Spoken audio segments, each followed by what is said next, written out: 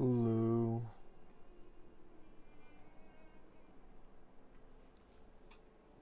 Blade needs a nerf? No.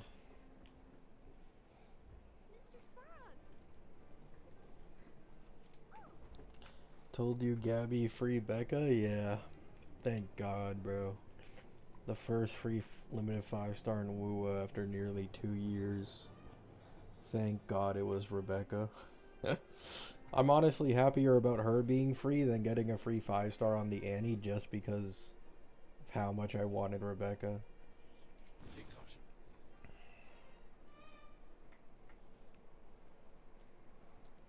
Too good to be true? Not really.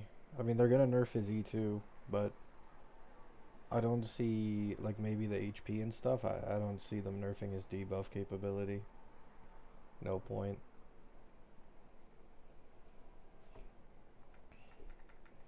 Good time to be a WUA player? Yeah, pretty good.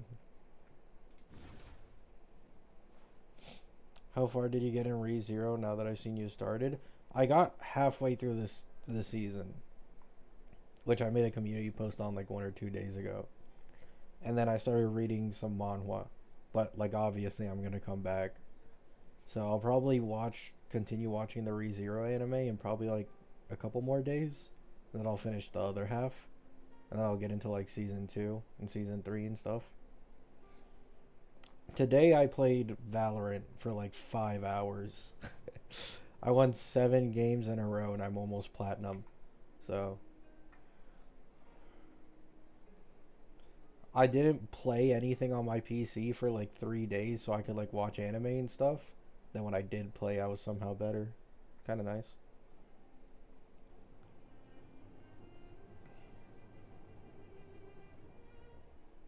Yuri manhwas? Yeah.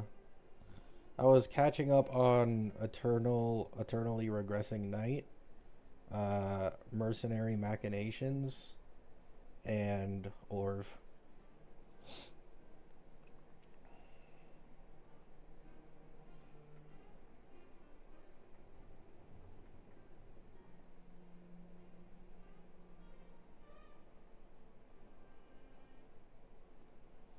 I did some calcs and Blade at E0 is equivalent to Dahlia plus Nova for Firefly. But won't be nerfed. I just don't think he's gonna get nerfed, yeah.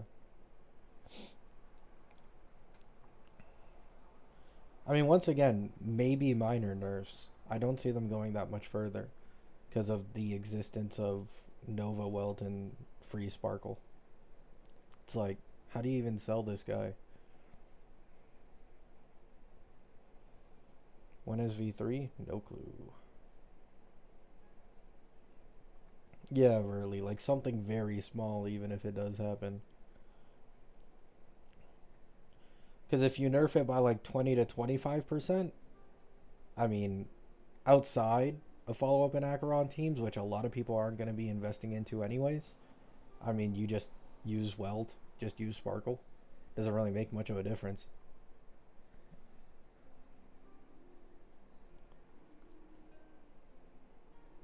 Is it really worth pulling him just for the sake of Acheron? That depends on how much playing Acheron matters to you.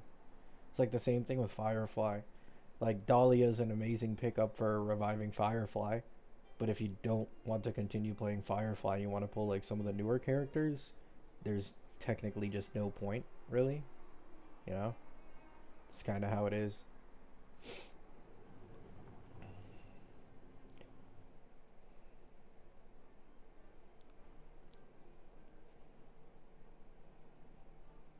Is fake collab actually real? I don't know, man. I don't know. It could be, but I don't know. Seems much less likely than it used to be. I mean, you have people teasing shit. Like, Seal Leaks is saying that 4.4 seems to be probably the biggest patch of the game so far, or like one of the biggest patches ever. And they're like teasing that it might be the, possible collab, but they're not giving anything straightforward, so I don't want to give people false hope. Even on my last community post about the fake collab thing, I was like, take it with a pile of salt. Not even like a grain or a pinch. Take it with a pile of salt so that you aren't disappointed.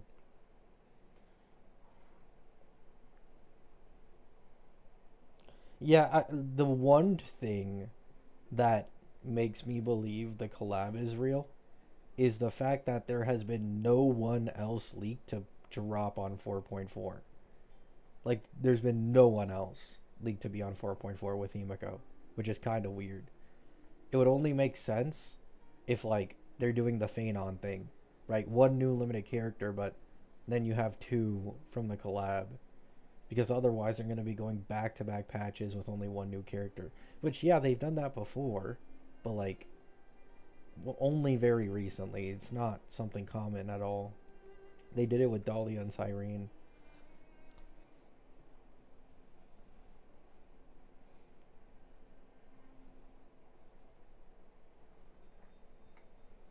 Yeah, and there's destruction mats. There's new destruction mats. We still don't know who is supposed to use that. Gilga could possibly still be destruction from his original path leak.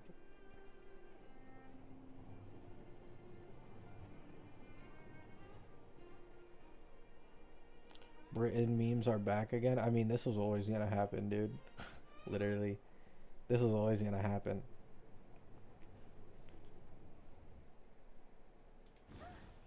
Literally, I get recommended a post on Twitter of like free Becca. I go into the comments. The top comment, first one I see, is people trying to talk about Hoyo. I mean, like, oh, the Hoyo dogs this, the Hoyo dogs that. Literally, first comment, bro. On the official Wua Rebecca drip. Like, Jesus, man. It's that serious. Take caution.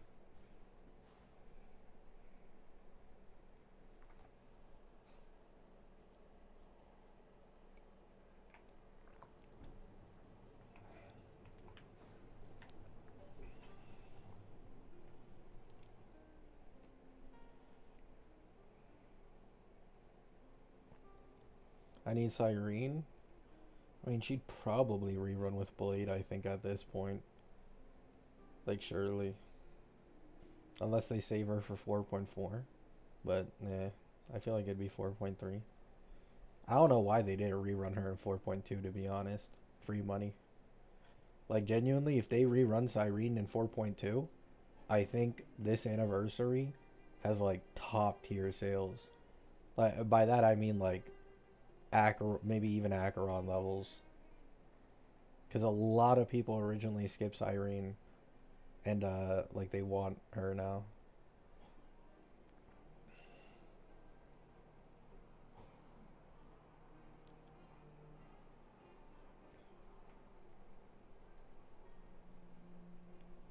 Yeah, and Sparksy are rerunning with Blade. I mean, that's also a possibility, for sure. They could just do both. Yao and Sparksy are due for a rerun by 4.3. And it makes sense considering it's right after the Annie. And like the old, both Elation DPSs on the Annie want Yao Guang, and one of them wants Sparksy, the Annie character. Makes sense.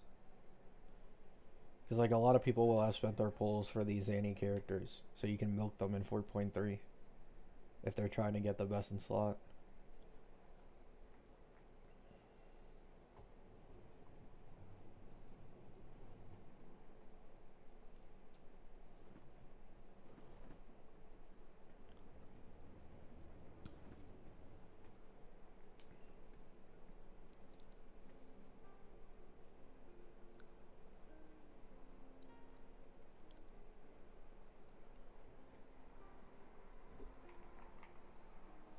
Dania's banner is cooked. I mean, it always was.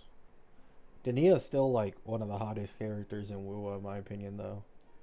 But yeah, like you have Hiyuki, who's the main shine, and then you have the upcoming collab. I mean, to be fair, I don't think Hiyuki got like the craziest of sales for an Annie, but still, like majority of people probably spent it on Hiyuki or saving for collab. So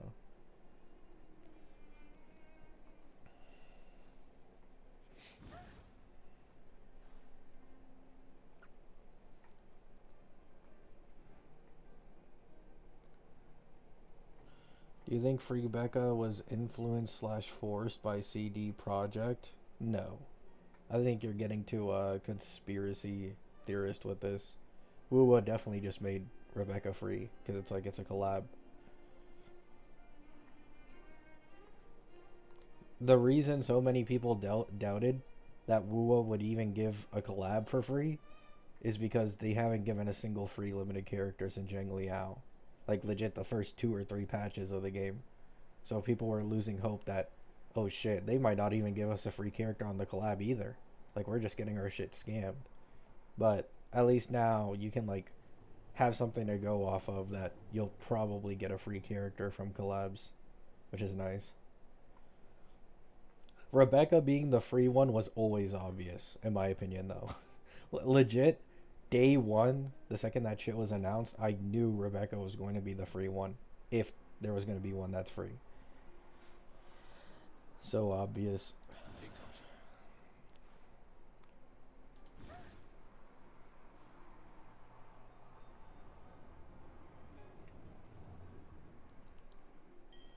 Please, Hoyo, give Rin for free. I heard some people saying that Luna was like throwing out some like kind of vague posts and like Archer shit, and people deciphered it as a resemblance to Gilgamesh being free, because apparently Gilgamesh might be free like Archer or something, and it's like Gilgamesh take the mantle.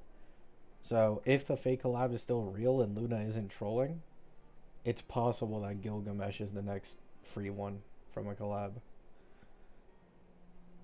Take caution.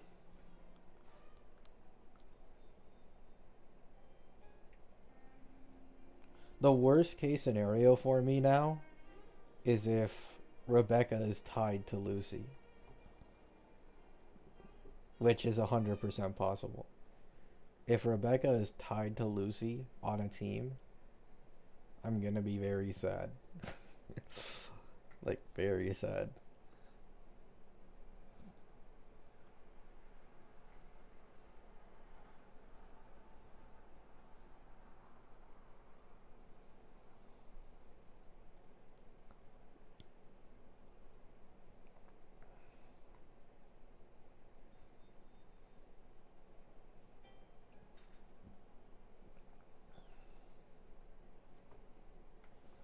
I'm a little lost as to why people want David. I mean, it's just MC. Like, a lot, legit, some of the most popular characters, if not more often, the most popular character in a series is the MC. Just popularity wise. They get the most screen time, they get the most story and love. So it just makes sense, you know? Like, a lot of people just want to pull the MCs. Like, if you make a Naruto collab, most people are probably going to want Naruto. If you make a One Piece collab, most people are going to want Luffy. If you do a Bleach collab, most people are going to want Ichigo. Something like that.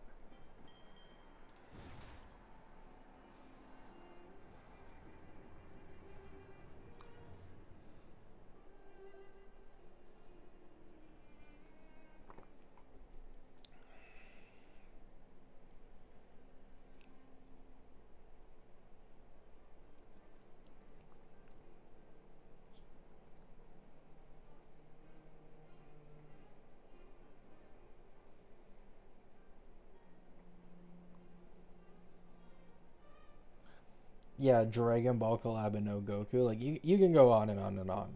A lot of people just resonate the most with MCs because, I mean, it's literally their story.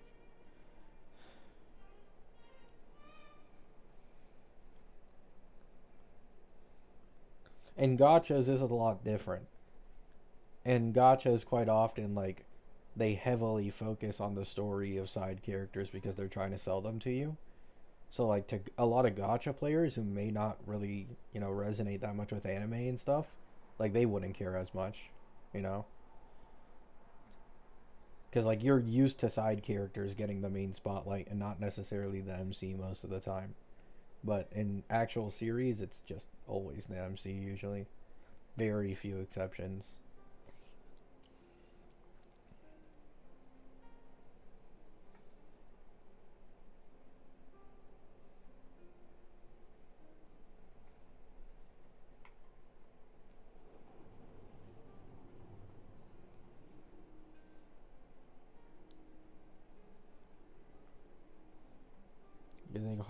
test the waters with another global passive.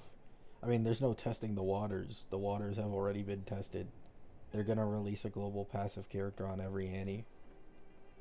That was my original guess. That it would be an exclusive thing to Annie characters to make them more appealing. But like, that's it.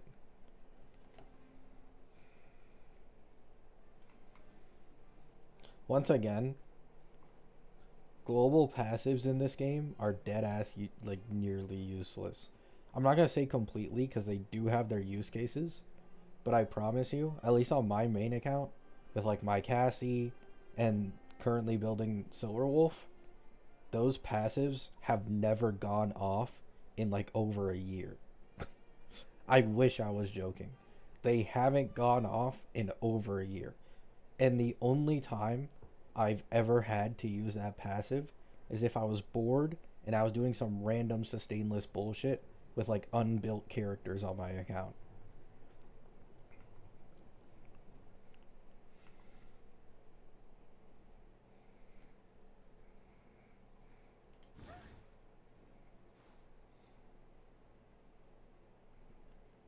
Yeah. Like basically sustainless zero cyclers, that's kind of the main, I guess, audience for these global passives, where they can actually matter, they make a difference, they save a lot of time. But outside of that, I can only imagine just incredibly average players, bad relics, bad team, like maybe they could struggle with like the end game and stuff, like newer players. That's it. If you've been a veteran, you've been playing decently actively, you have like fully built strong teams, you're never gonna see that shit. I'm gonna be honest. I don't think you're ever seeing it.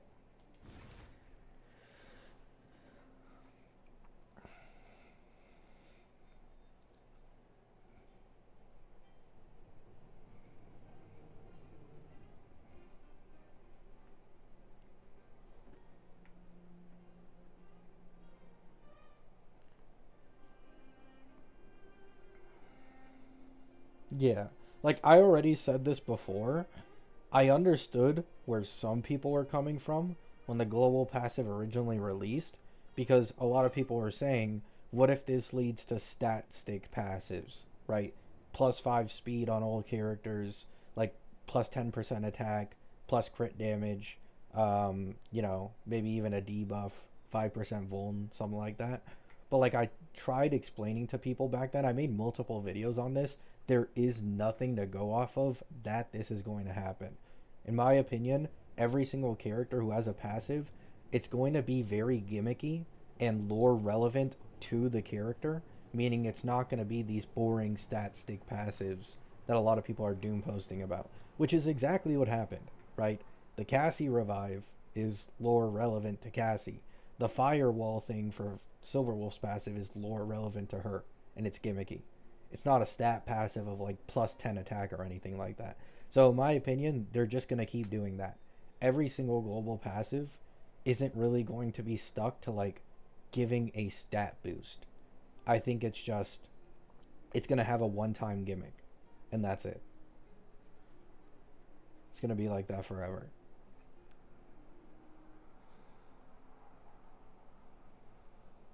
The thing is, even speed can get tricky, Solus, because you can't even deactivate these global passives. So getting plus speed could fuck up some speed tuning on your characters, for example.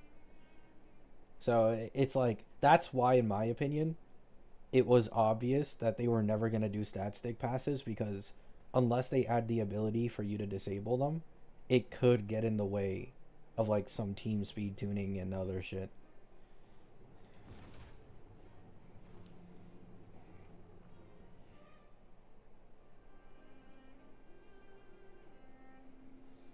Hope your take ages well. I mean, we aren't going to see another global passive for another year, so I'm going to be 22 by then, man. One global passive a year, it really it's the most useless thing they've ever sold.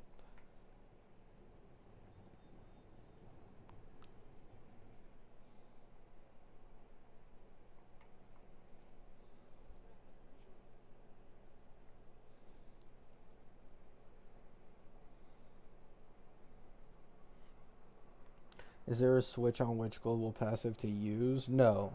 You just automatically have both of them. You can't turn them off or on. So if you get CC'd, and if you die in the same fight, both of them will activate. 22? Yeah.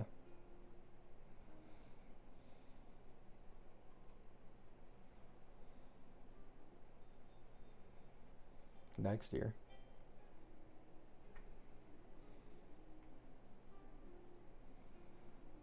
It still builds up over time.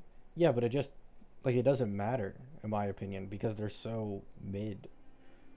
Like, you're gonna have 5 global passives 6 years into the game. No. Yeah. 6 years into the game. We're gonna have 5 global passives. The current 2 don't give you that much of an advantage. Like, there is a technical advantage.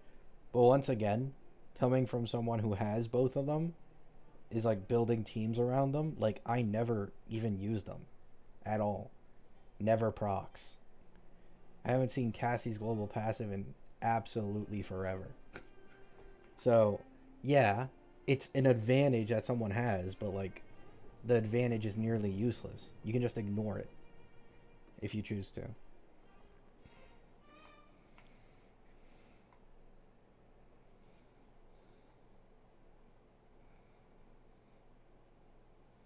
Are you on an alt account? No, this is my main account. I'm just like fucking with some teams from last time. I haven't logged into HSR since my last stream, which is like a couple days ago. But no, it's my main account.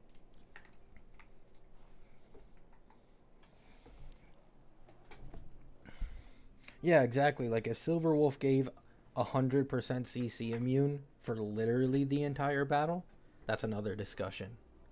That's strong, right? If Cassie can revive multiple times throughout a battle, that's a different discussion. That's way stronger. But because they're like one-time gimmicks, it's like, who fucking cares?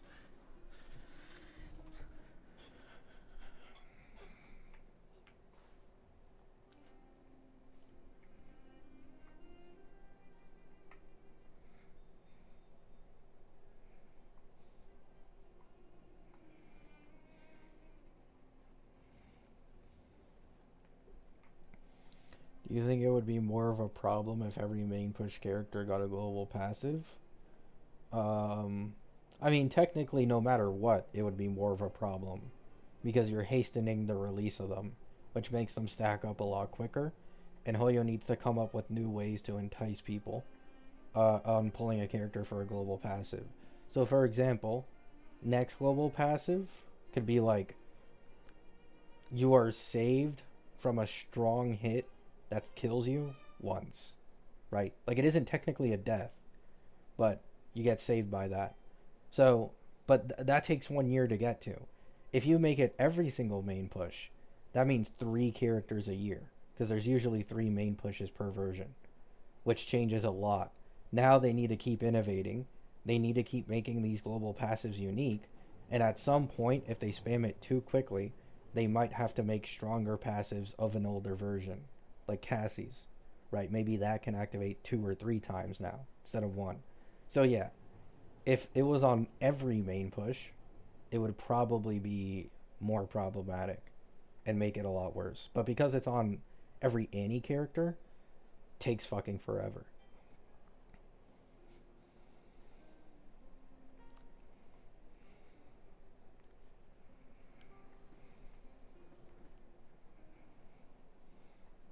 Like, genuinely, by the time global passives might be like a noticeable issue in my opinion, this game will be near a decade old. And that's being generous. Assuming they make the passives like stronger, they maybe make them more frequent, like they can trigger more times in a battle. It would probably take nearly a decade before it's like, yeah, these veterans, they have like an insane advantage. That's it.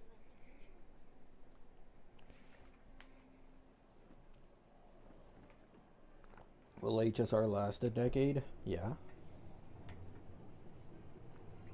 High 3 was way less popular than HSR at its peak, and High 3 is still alive. I don't know how old High 3 is now, but I'm pretty sure it's like quite old. HSR will definitely last long. HSR is also probably, although it does take a lot to maintain in comparison to some other gachas, of the Hoyo games is probably the least expensive for them to maintain in this game. So it makes them the most, if not the second most money of any of their games, but has some of the lowest maintenance cost, which is like a wombo combo for getting a super long lasting game.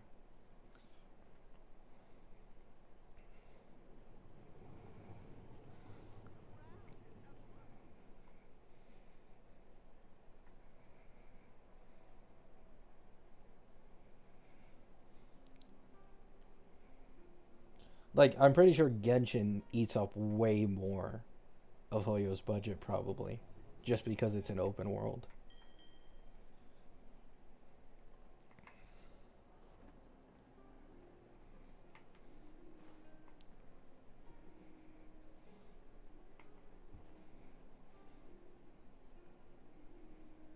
Yeah.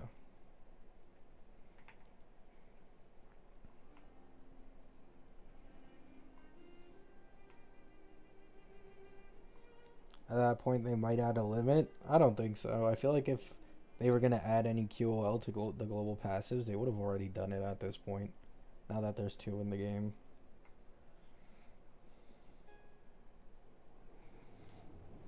High 3 is 9 years old now. There you go. Lowest maintenance cost, but the best animations. I mean, yeah. That just comes with being a turn based. They can focus way more on the combat animations. Though I will say, to be fair, it's not like they haven't been stepping up, the new areas. Like I think Ampho was a pretty good step up in terms of like the graphics and areas, but like Plan Arcadia is a noticeable step up. So they're also improving still the maps and the worlds and stuff.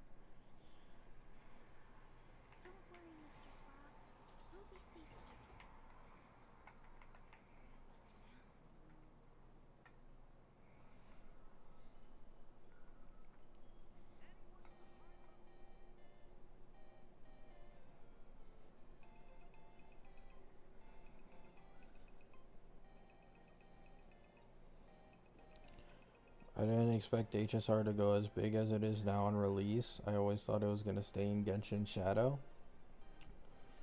I mean, HSR is just way more convenient. HSR is Hoyo's most convenient game. And of all the mainstream games, like the big ones with like Wuwa and stuff, like it's still the most convenient, even including Kuro. Convenience plays a very large part, especially in a lot of adults' lives. So, yet you still get the badass animations, you get free characters, you get a good enough pull count to be able to pull enough limited 5 stars for people to not necessarily complain all that much. It's like in the sweet spot for them to make money without giving people too much.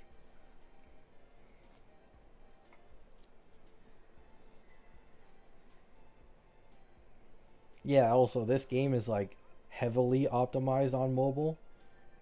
Like if you clear out the cache when you like finish all the worlds and the questing in this game, it's probably one of the least storage intensive gachas among the mainstream ones on mobile by a good amount. The optimization in this game is really, really good.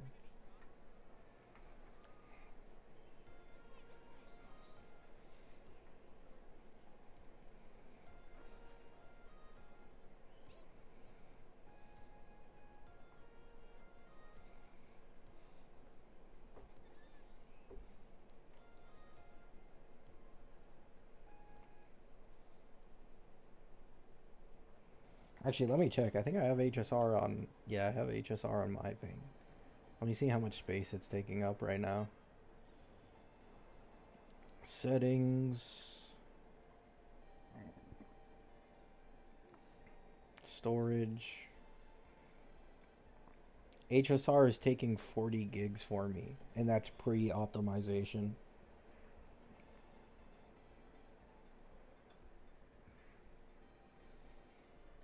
Because I haven't logged in on HSR Mobile in a while.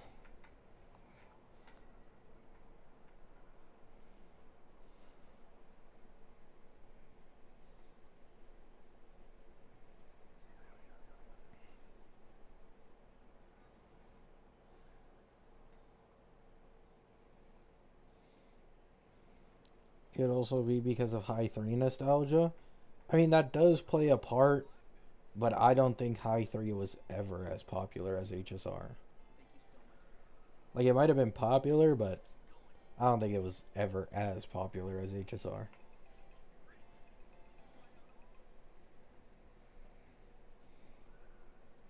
The reason HSR got such a boost is because the last game released before HSR was Genshin Impact. And Genshin Impact was the biggest hit gacha of all time in terms of popularity. So HSR had High 3, right? Like High 3 lovers, but also boosted by the popularity of Genshin in the Hoyo name because they've now been like a massive success. I think that's why HSR took off.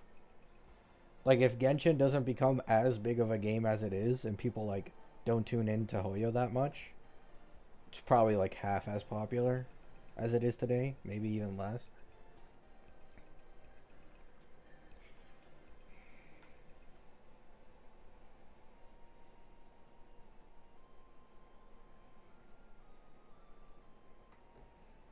A lot of people wouldn't have given this game a try if it weren't for Genshin's popularity.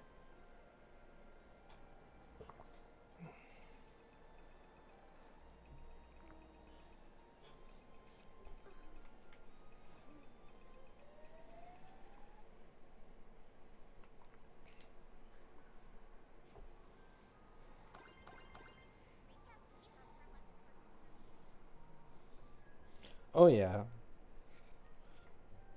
Well, actually, I don't know. Yeah, I guess if you're comparing open world, WoW definitely has more work put into it to make things look better as compared to the rest. I was gonna say ZZZ, but ZZZ is a little easier because of the fact that it's more of like a hub type of game, like hub. It's not necessarily open world as much.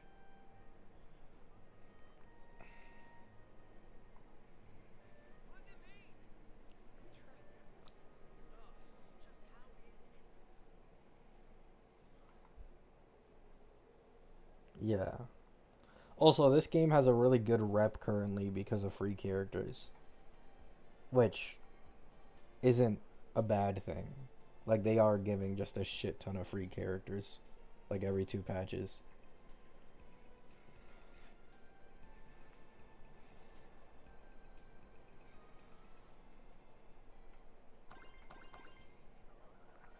Like I saw a video, I think like a week or two ago, of a guy with a no pull account. Like legit a year ago, guy was struggling to even clear like MOC 11, and recently he full starred MOC 12 with like ever without ever pulling because of just the insane like rapid increase of free characters in this game. So no pull account was able to get 3 stars. Highly impressive. Very, very impressive. Like this is a 3-year-old game and you've never pulled before and you're able to get 3 stars on MOC 12. Very, very impressive.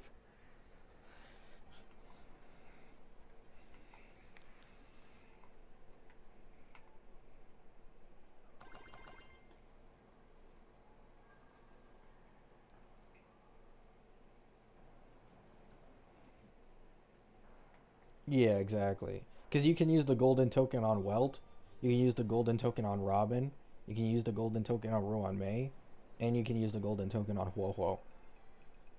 So just having like saved the golden tokens is already just a massive reap.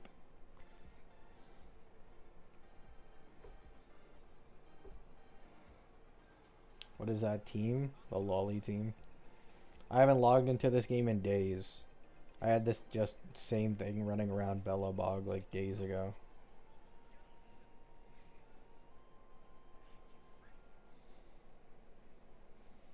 Yeah, I've seen that Blade's buffs work with Phanon. But the thing is, Nova Sparkle exists, and Nova Sparkle was free. So a lot of people are just going to keep using Nova Sparkle instead. Nova Sparkle also allows you to enter Sirenal faster. Like, Blade is strong, but the free Nova Sparkle is also quite hefty in terms of value.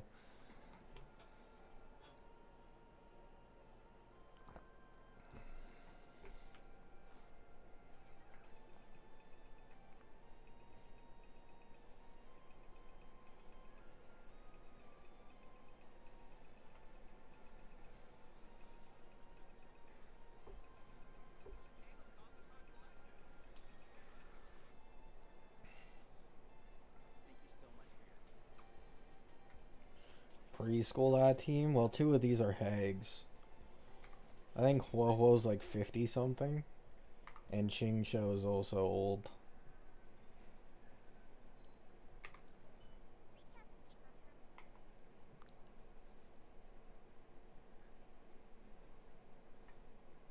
Take caution.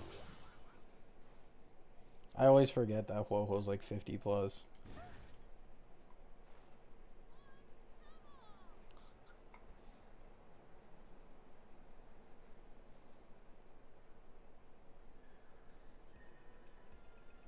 Huohuo's 150? Nah, no way. No way Foxians age that slowly. No way. I'm gonna say 50, bro. Is there like a lore thing saying? No way she's 150. Foxians cannot be that slow.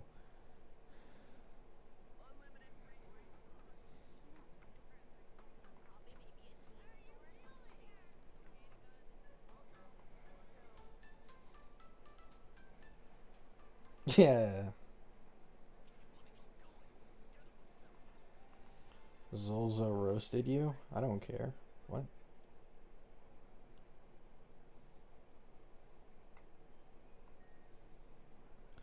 Zhangzhou long life, Joe.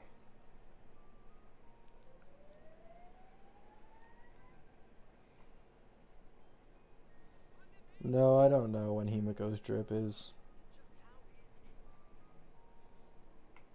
We only recently got Blade strip like a couple weeks ago. So still a bit.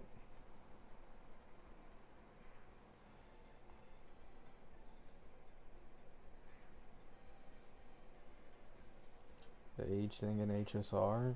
I mean, it's not just HSR, it's just anime in general. Ages for characters aren't consistent. It never is, because it literally isn't real. Very rarely is it consistent.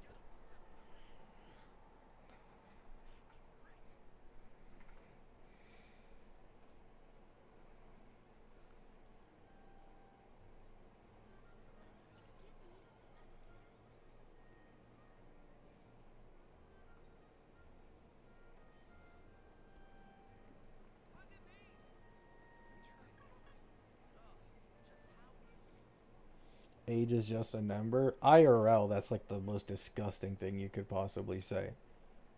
But when it comes to like anime and shit, it genuinely is valid.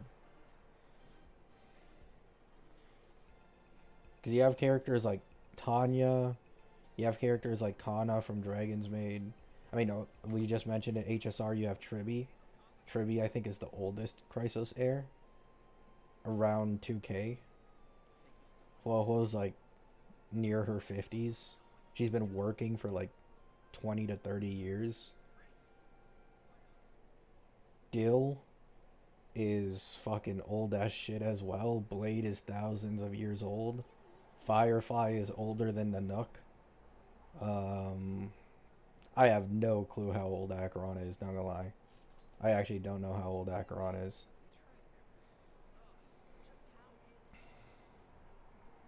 No, I know Solus. I'm just like saying that.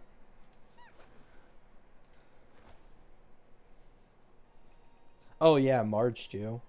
March is also old as shit. Child of Fooly.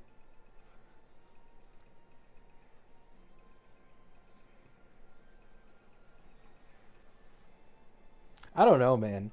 Characters in this game just don't age, which like it makes sense, right? Like you're trying to sell attractive characters. Like that's the entire point of a gacha. You don't want to make like a fat dude, I guess. That's why there aren't fat dudes in this game or like super old looking ones. But yeah, like characters just don't age normally in the slightest.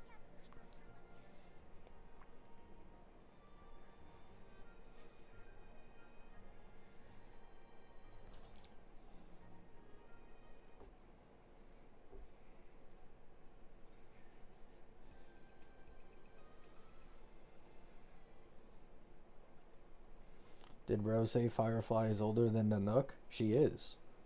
I'm not. I'm not trolling. She canon is older than Nanook.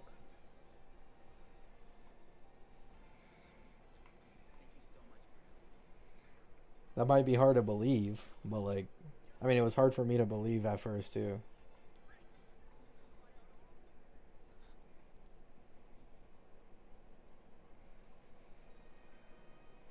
Which is my point. Like, the shit ain't consistent, bro. It just isn't consistent. It's always so funny, man.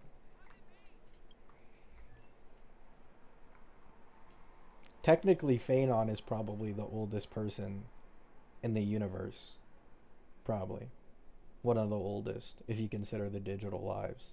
Which I think is valid, considering Phanon, like, he kept all the memories of every single past life. So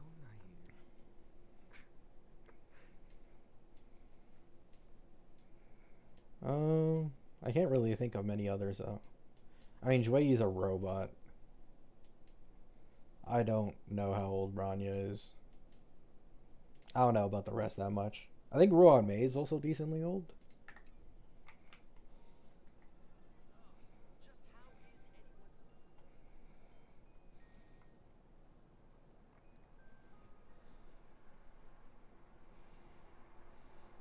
You watch lore CCs for HSR? I used to, not anymore. I don't really watch like any type of gacha content these days that much. Oh yeah, TB is also old considering. Okay, TB pre-Ampho was like 3 years old, maybe less. After Ampho, technically a 1K plus year old.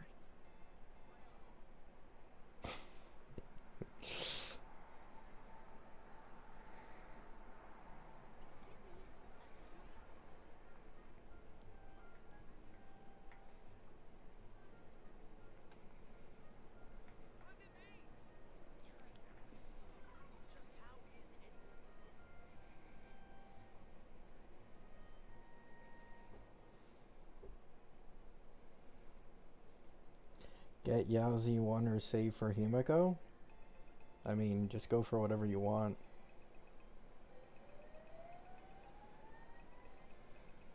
TB is not 3 years old. I mean, mentally he is, though, because he doesn't remember anything at the beginning. Like, yeah, a different version, but he literally got memory wiped. So, like, he only has memories from when he woke up as a Stellaron. Or, what are they called? I don't remember. Yeah. Because literally all your past experiences are just gone if you get your memory wiped. And all you really have is like muscle memory and I guess like instinct. But that's it. Which, once again, just doesn't make sense. Because how is TB that intelligent with like literally just being born technically worth of memories? You know? Like nothing in this game makes sense.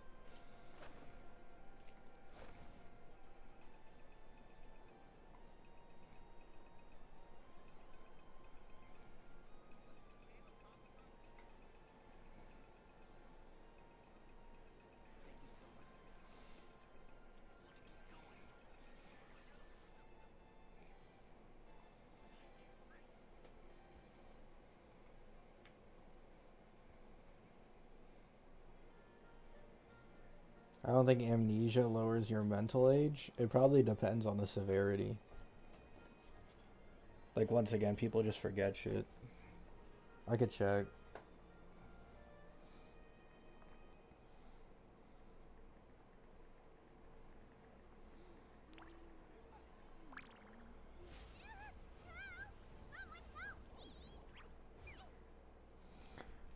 It doesn't lower a person's mental age, but it can create the appearance of a lower mental age by causing the loss of memories and life experiences.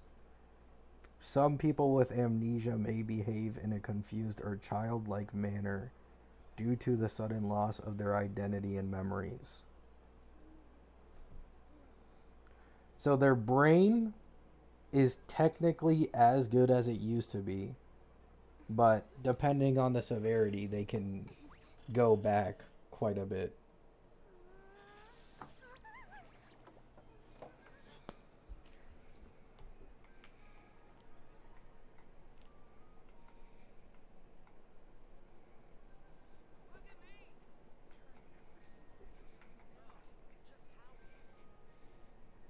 Yeah. So it's the same thing as TB. Like, technically, TB's brain is still just as good as it once was, but like, obviously loss of memories, which it makes sense, right? It does make sense. If TB had his old memories and he was like as smart, had the experiences of his technical previous life, like he like this story wouldn't even be a thing. Like, he'd probably just be shitting on everybody. Penacony would have been easy breezy. Everything would have been an easy breeze. Like, so yeah, it makes sense.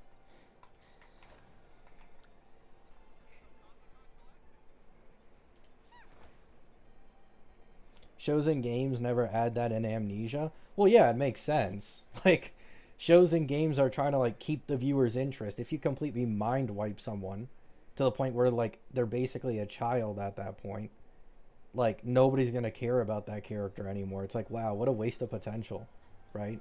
But I don't care about this character anymore. So in games and like series, you have to make it like, oh, they lost all their previous memories, but like they can still basically do everything just fine. Like, basically no real loss, just slight memory loss of some things. I don't know.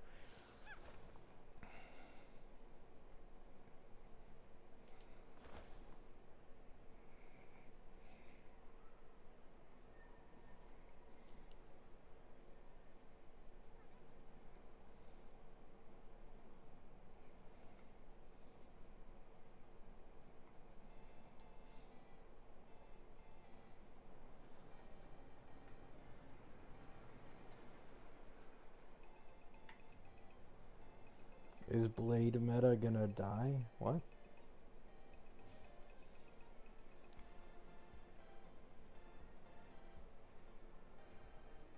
No way he's that strong? I mean, I don't know, man. I feel like old TB would be pretty strong. Or was pretty strong.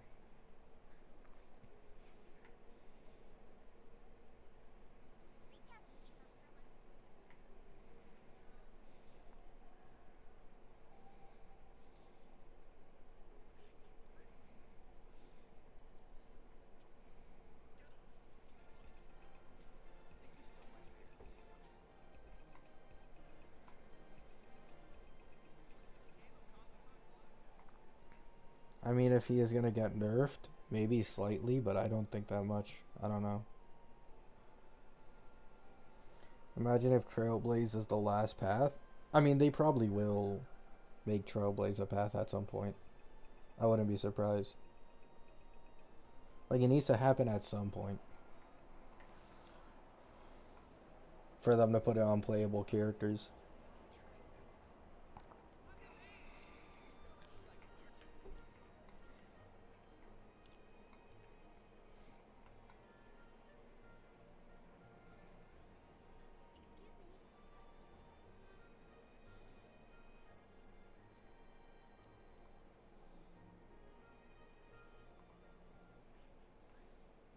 Yeah.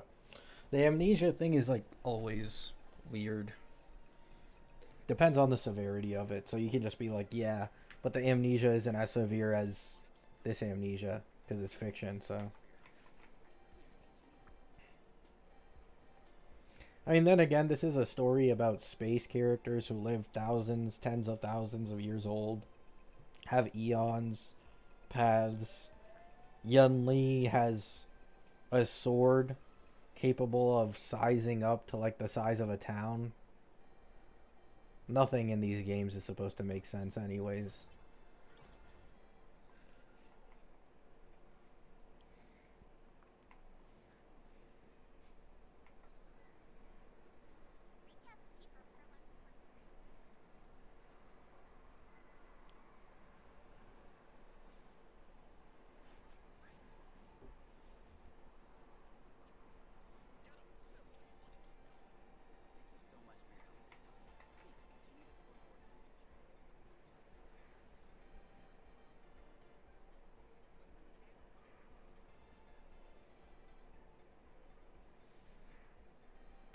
Yun Li mention.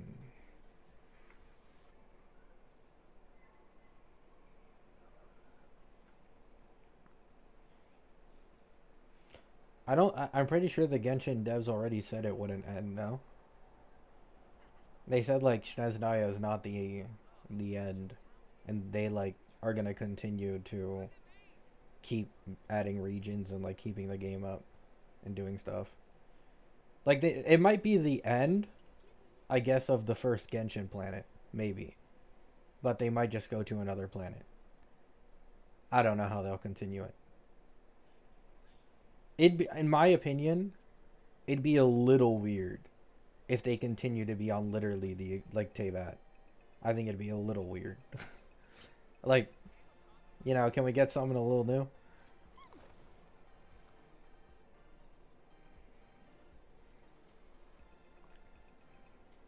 Unless, I guess, there's like a new threat on Teyvat, but then it's like, I mean, I'm assuming once this like Genshin Teyvat thing ends, the MC is probably gonna have like his light attribute again, right? The light element or whatever that like mixes all the other elements, and he's way stronger now because of his journey.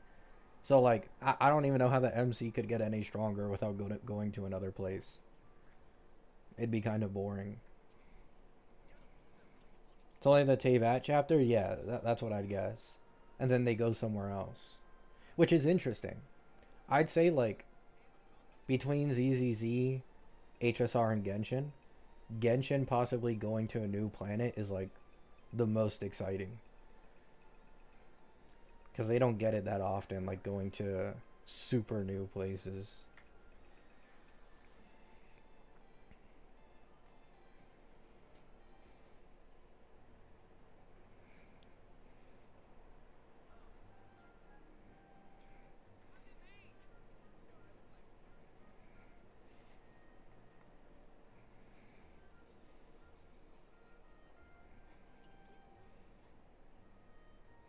Traveler going Astral Express. I mean, I'd take a self collab kinda among Hoyo games. I'd take Ellen from ZZZ. I'd take Farina and Hu Tao from Genshin. I wouldn't complain if it led to like a collab.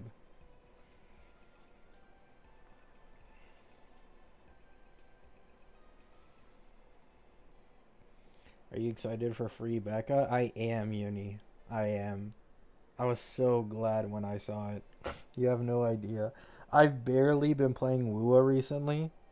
The pulls saved were, let's just say they were looking a little rough. But this saved me, thank God.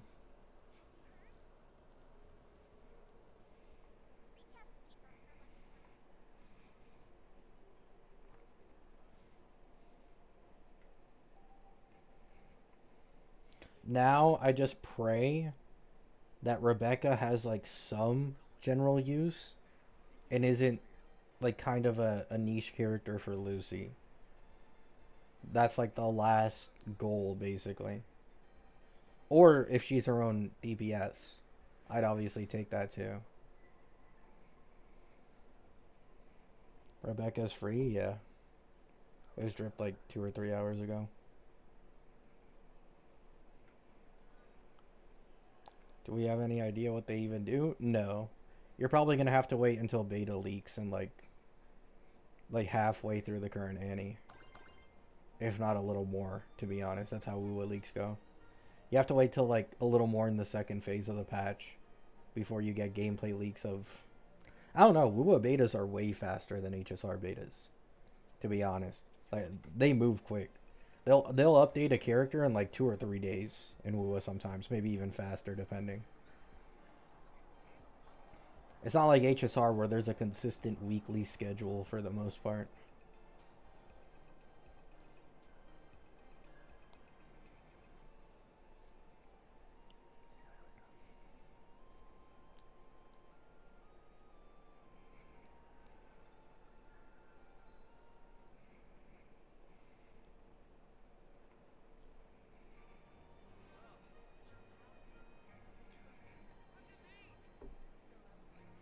Yeah, they might leak the collab banners gameplay before it gets put in beta, which I wouldn't be surprised. Like, WoW has been liking doing that since Cart, so yeah, they could go that route.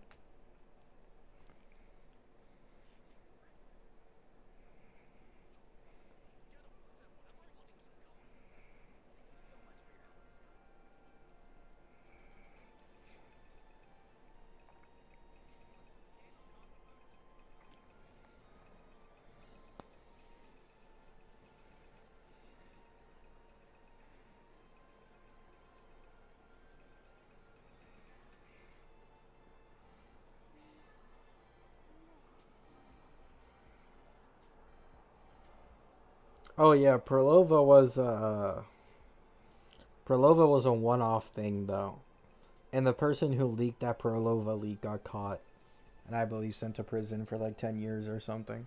It was either like a 10K fine or prison for like 10 years. I don't remember which one.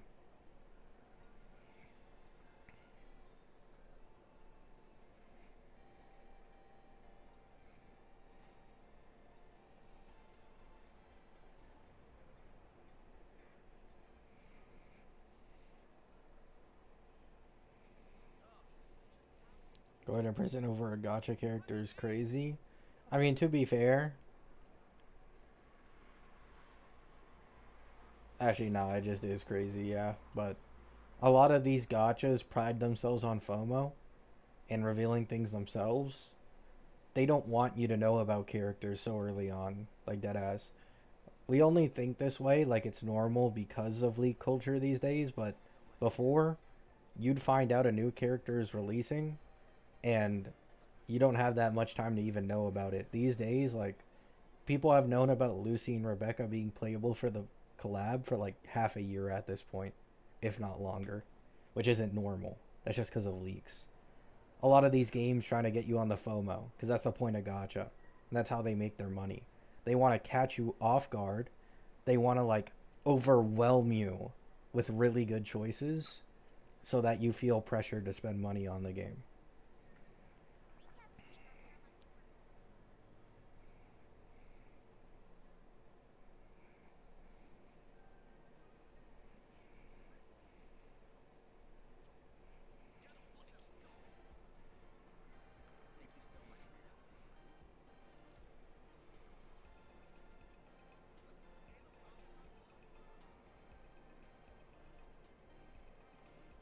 Yeah, exactly, Curry.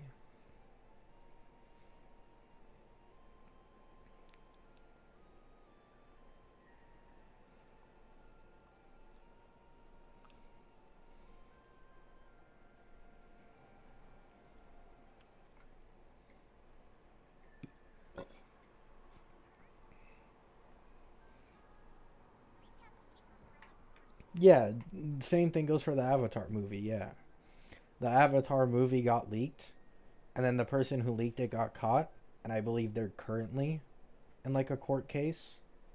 Um, and the person's defense was, I didn't think they'd care that much because the movie isn't even coming to theaters; it's coming to certain subscriptions. But that alone is just a huge money maker, right? But now because the Avatar movie got leaked so much, a lot of people already watched it. They got it for free. It was being spread all over on social media. Like, I'm talking hundreds of thousands of people have watched that Avatar movie probably for free just because it got leaked. And that's a huge loss of money. Like, a massive loss.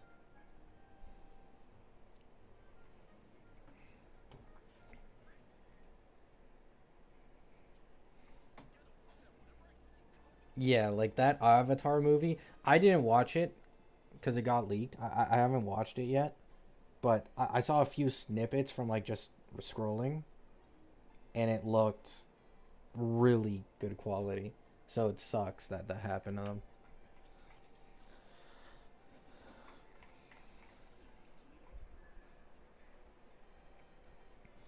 You would get it pirated at some point. No, yes, but that's the point. At some point, it got leaked before it was even ever able to release officially on anything, which is completely different from being able to pirate it after it's already been released. Like, there's a huge difference between those two. After it's already been released, they've already made a really good amount of money from like opening days and it first coming out. Before it released, they literally couldn't have made any money at all yet.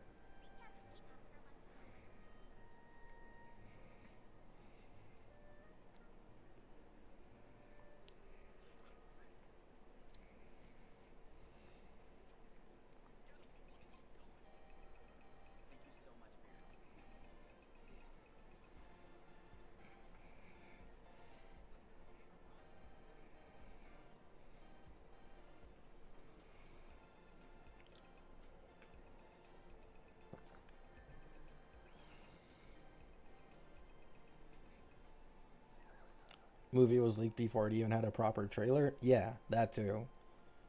Like, people were literally taken aback by the fact it got leaked because like, yeah, there were like posts about the fact that they were working on it for like years, but there was never like an official confirmation of when it's releasing or like a super high quality trailer yet. The movie just got fucking released and leaked.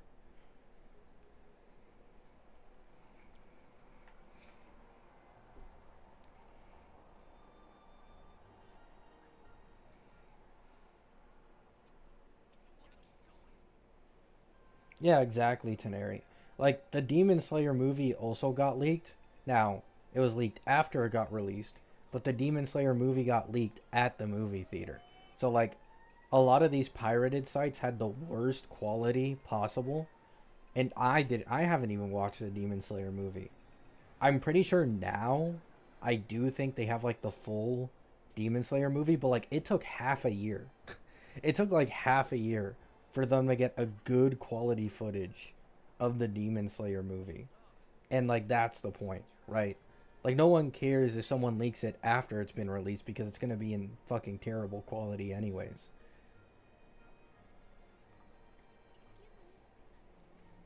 Oh yeah, I'm keeping up with Wistoria Solus. I'm on the latest episode.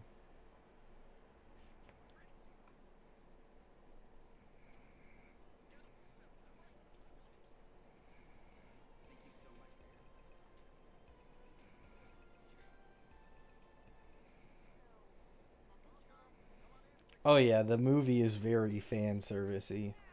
Literally all the characters got massive glow ups.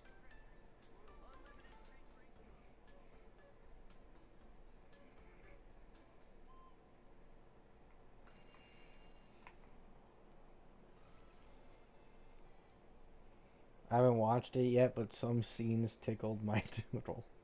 Okay, Solus. I assume you mean the ones with Elfaria, the blue haired girl. There's also some good animation in a lot of the fights.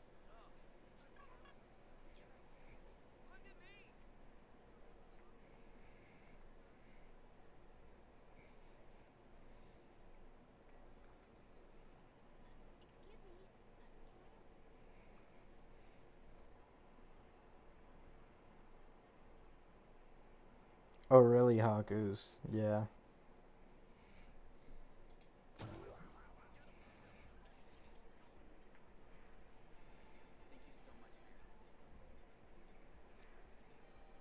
But yeah, free Rebecca and Woowa. I'm happy, guys. I'm happy. I played really well today in Valorant, and I find out about free Rebecca. It couldn't have been a better day for me.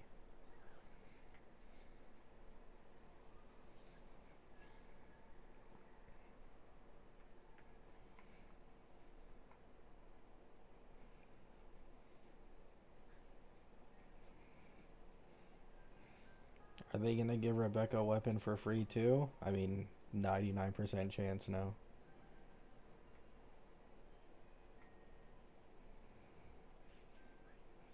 How is bro plat? No, I'm not plat yet. And I have been playing a month.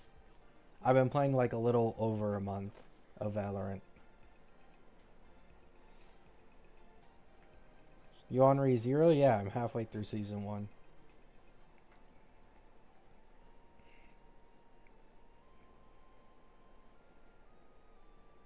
I went from gold 1 to like gold 3 halfway through gold 3. So I'm like 2 highly good games away from plat. Realistically, like 3 games.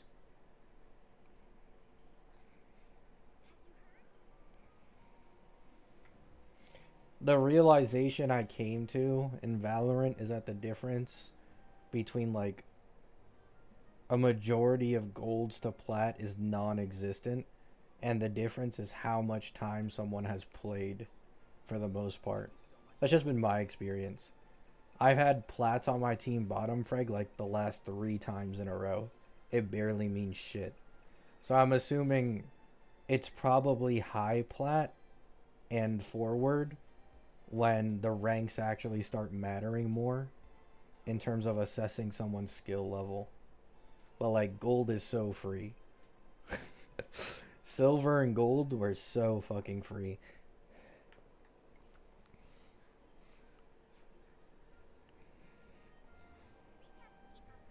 Although my aim has improved drastically, which is also another thing. Because I've been playing Fortnite, which is a third person game, where like big crosshair shotguns and getting shots off is what matters, for like the last 7 years. My experience in FPS games when I was like 10 years old just disappeared. So I had to start from scratch. But my aim's a lot better now, which also helps. I've been stuck at gold for a year now. You can get out. I think I will say I have an advantage because I'm playing with my friends from Fortnite. So like they can adapt a lot. Like I know they're good gamers. They're above average gamers because I play with them in Fortnite. Some of them are even better than me. So they can adapt in that game. And I have them like I only play Valorant when I play with them. So if you're like solo queuing, I can easily see. Like I tried doing solo queue for like a week, and I did go up but barely because I just get fucked with teammates a lot of the time.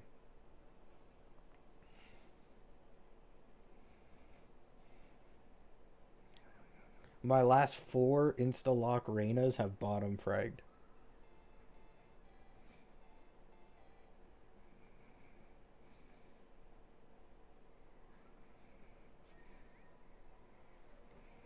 But I'm a lot better now, so I'm capable of carrying. I came to the realization of the strength of the operator, which is the sniper in the game.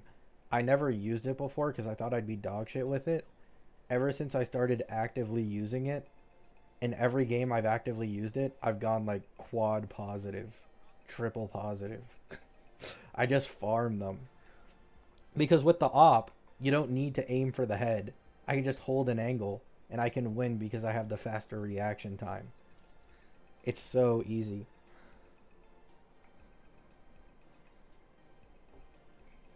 Yeah, I saw the One Piece remake news.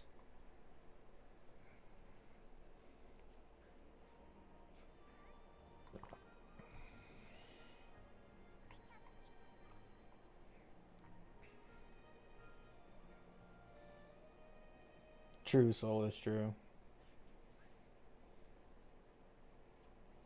I thought it'd take longer. My original assumption when I was like Silver 2, I think like a week ago, was that I think Plat would take me a month and a half at that time. I said it. At this point, it's going to take me like 1 week, 2 weeks. I don't know. You kind of adapt faster than I expected. I'm sure the skill gap is more big the further you get, though.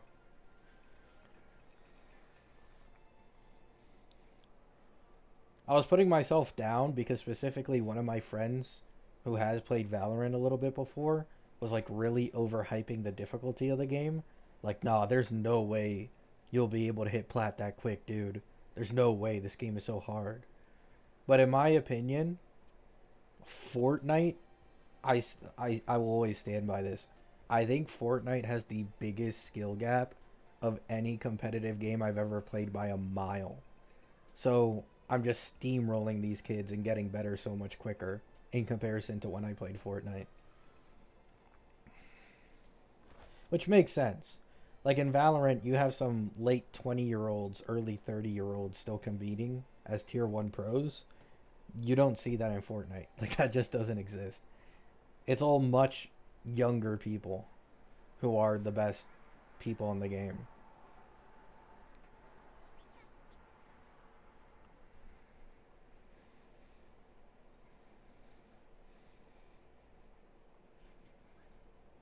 Have you tried CS2? Haven't played it since I was a kid.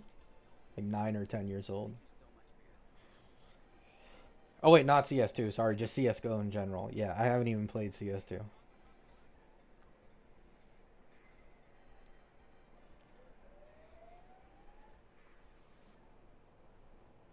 I wonder why One Piece doesn't do a collab with these gachas.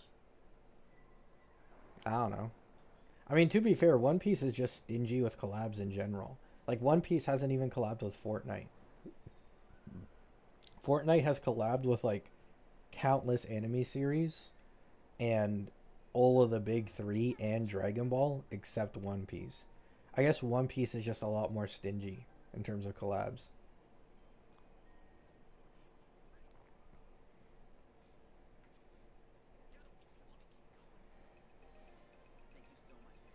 I think CS2 is harder than Valorant. It depends. CS2 is probably harder because it's much more the fundamentals. In Valorant, if you have mid aim, you can fall back on agent abilities and the strength of different agents. Like, for example, there's currently a certain agent called Neon who is just dominating everything and is the strongest agent by a good margin. So you can just pick that agent, and despite your shortcomings, you're still going to be able to kill other people. But in CS, there's no bullshit advantage like that, you know? Everybody has the same gun selection. Everybody has the same shit they can buy. There's no abilities.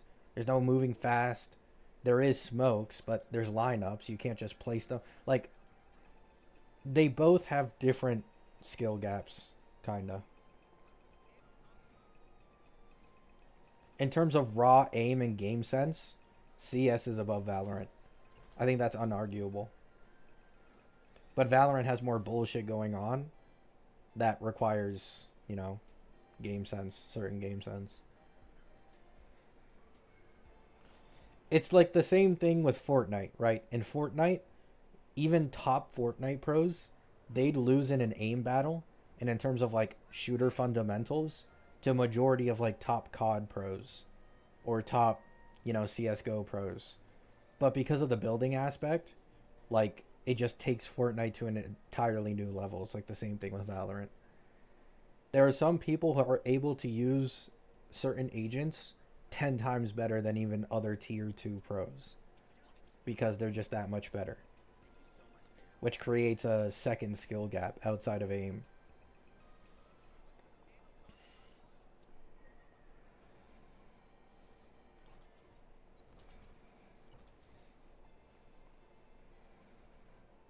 Yeah.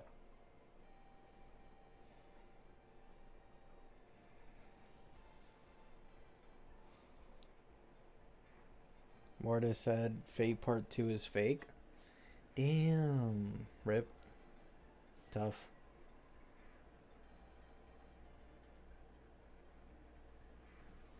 Wait, I don't even think I see anything on that. Maybe it's on the Telegram.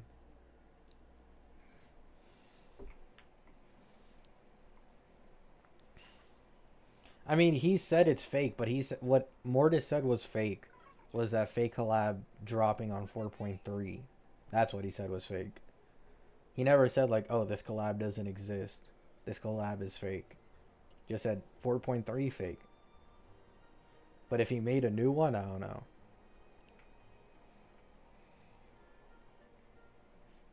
Yeah. Like, it's just obvious. It just depends. Whatever your strong suit is, you'd probably prefer CSGO or Valorant. Because, for example, there are some CS pros who have gone to Valorant and been a lot more successful than they were on CS. And there are some CS pros who go to Valorant and they aren't successful. They're doing a lot worse than they were on CSGO because they struggle to like adapt to the abilities and shit. So it goes both ways. It really depends on like where a person's strong suit is.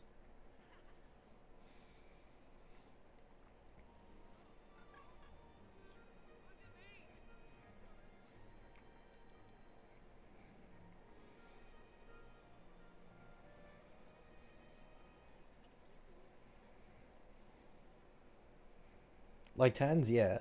Like tens I believe wasn't anywhere near as good of a CS pro as he was a Valorant pro.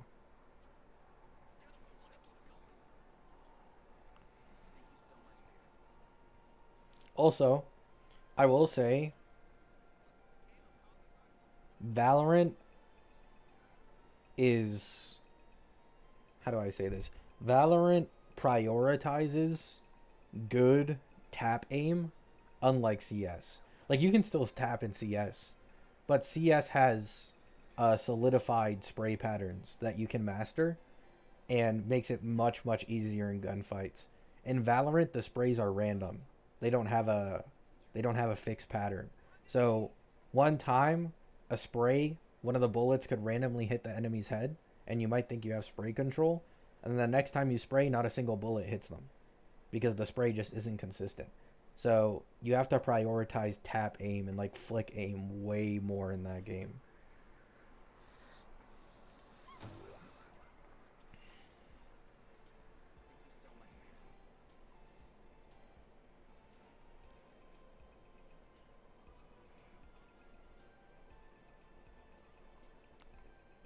Yeah. Although I will say, I think something that's hurting Valorant's skill gap is probably the fact that it's less popular these days. I think they're losing viewership and player base currently. So, I mean, the more players a game has, the more competitive it's automatically going to be, no matter what, because there's just more competition. It's the reason why Europe, for a lot of competitive games, is usually the best region competitively in a lot of them because they have the most competition.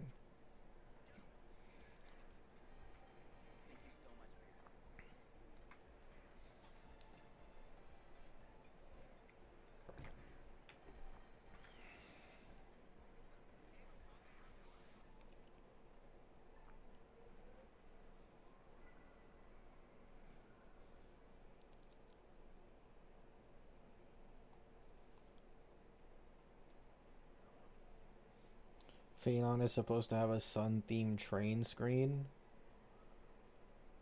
I already saw a tweet exposing the fact that that wasn't a Phenon animation. It's a glitch.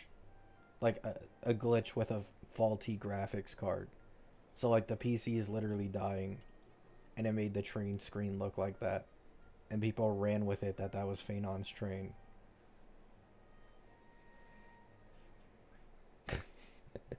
Which is hilarious.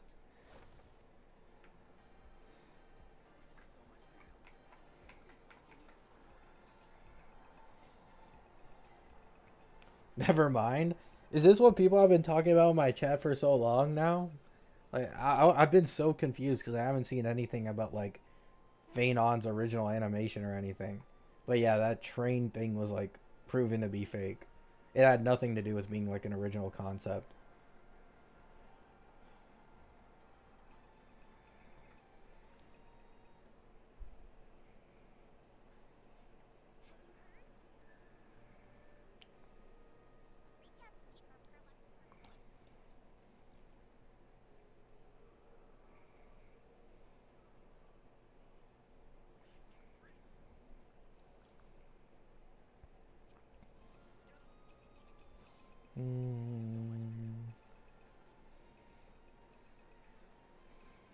Yeah, soulless basically.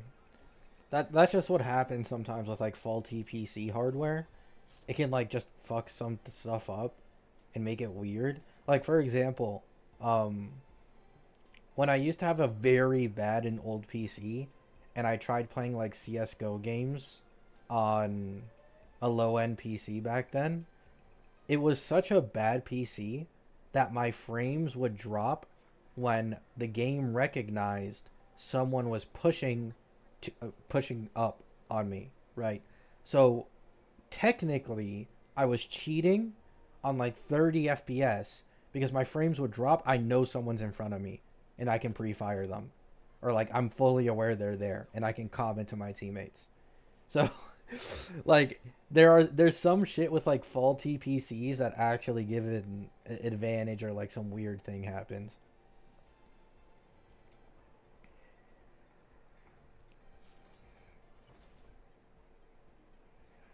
But yeah, my PC when I was a kid was that bad. 30 FPS on CS is crazy work. Like genuinely crazy work. This is pre CS2 by the way. CS:GO.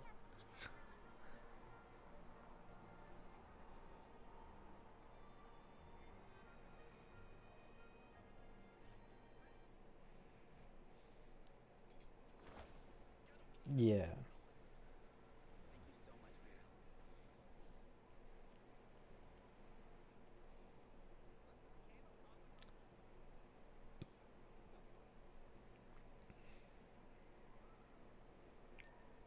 How did bros survive? It was tough, man. I was actually pretty good on 30 FPS though, both on CS and I think a game called Warframe. I was like top tier in that game called Warframe on 30 FPS as a kid. I wasn't the best, but I was probably like a top 500 player. Pretty good achievement back then.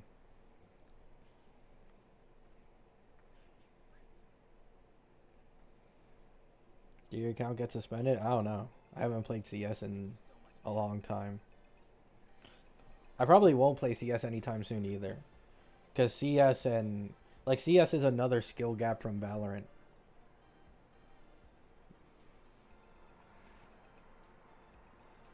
Like, in CS, I'd have to relearn all the spray patterns again.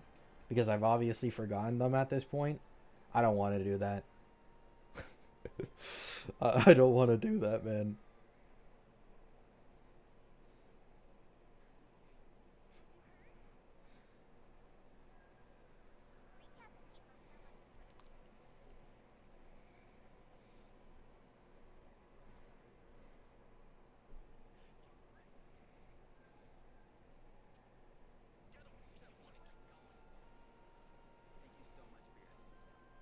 No, it is not. It is. Counter strafing is highly recommended in Valorant, but the thing is, in the lower ranks, like what I'm in currently, most people can't even do it correctly. So, like, you can get away without using it. But in the higher ranks, like, from what I've seen, everybody counter strafes. So that it can, like, throw the enemy off and they can instantly go for a tap. That's probably something that I'll have to, like, master in the next few months so I can make my life much easier in terms of like progressing in the game. Because currently, when I see someone, I just stop normally. I don't actually counter strafe.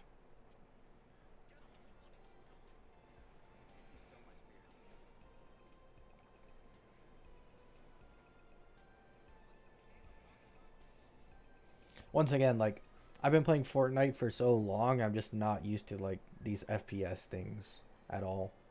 These FPS mechanics.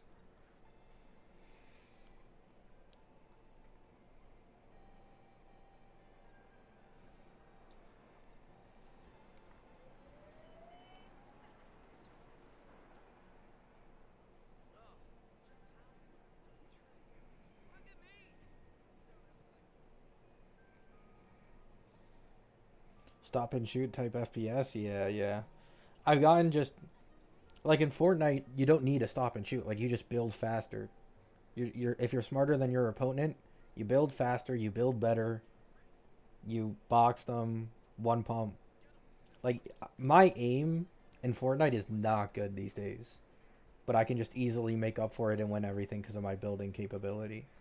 Like, that's just not something you can do in these shooter games. You just need to be the better aimer, faster reaction time, better crosshair placement, stuff like that. It's something you gotta get over.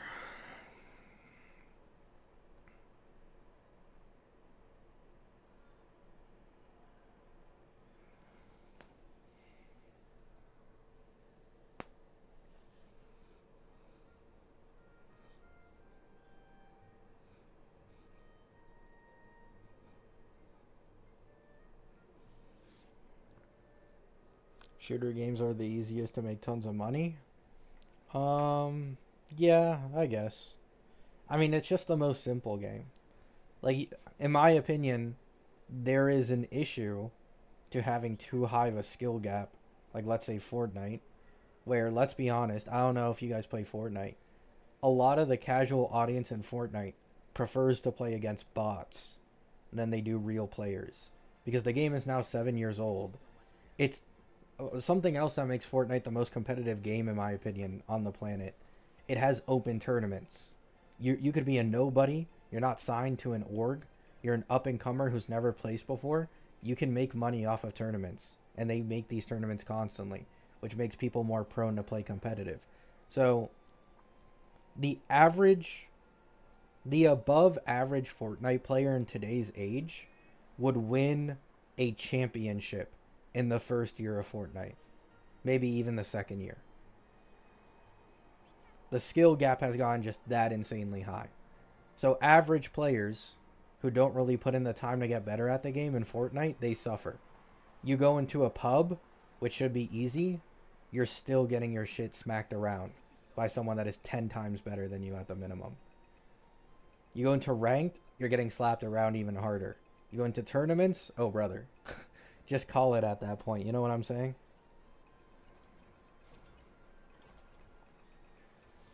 But when it comes to normal shooters, they tend to have more simple and better rank systems. And new players, you know, even though there is still a skill gap from the game being that old, like new players probably have more fun ranking up in shooter games than they do in Fortnite. The Fortnite skill gap is just too massive at this point. It's very rare to see like new Fortnite players that are having a lot of fun, unless they're giga casual. Yeah.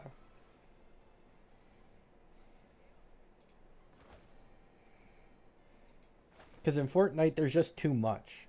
There's a lot of RNG in Fortnite, which I think is something else. Like, you have the map changes every single season, and even inside the season, the map changes. There's RNG chance of certain chests spawning, and then an RNG chance of you getting certain weapons from this place. They change the loot pool, the weapons every single season and mid season. They add new items, different crosshairs on each gun. Um, like, the game is constantly changing, and there's a shit ton of RNG factors. So trying to master the game to the extent where you can minimize the RNG and just consistently win is, it's so stupid. It's genuinely stupid. Like, imagine if in Valorant they changed the way old the current active map pool is. Like, they changed the map pool and the way certain things are. They changed the smokes into something else. They changed certain weapons into different weapons. Like, and they do this like every 2 or 3 months. So you have to completely readapt to like a new meta. It's just so annoying. It genuinely, being a competitive Fortnite player is self torture. I feel bad for anybody who does that shit. The amount of work you have to put in is just disgusting. Oh yeah, there's also like zones. I forgot. There's storm zones, which are also random. You don't know where they're gonna go. Do you play Apex? No. Nah, not Overwatch either.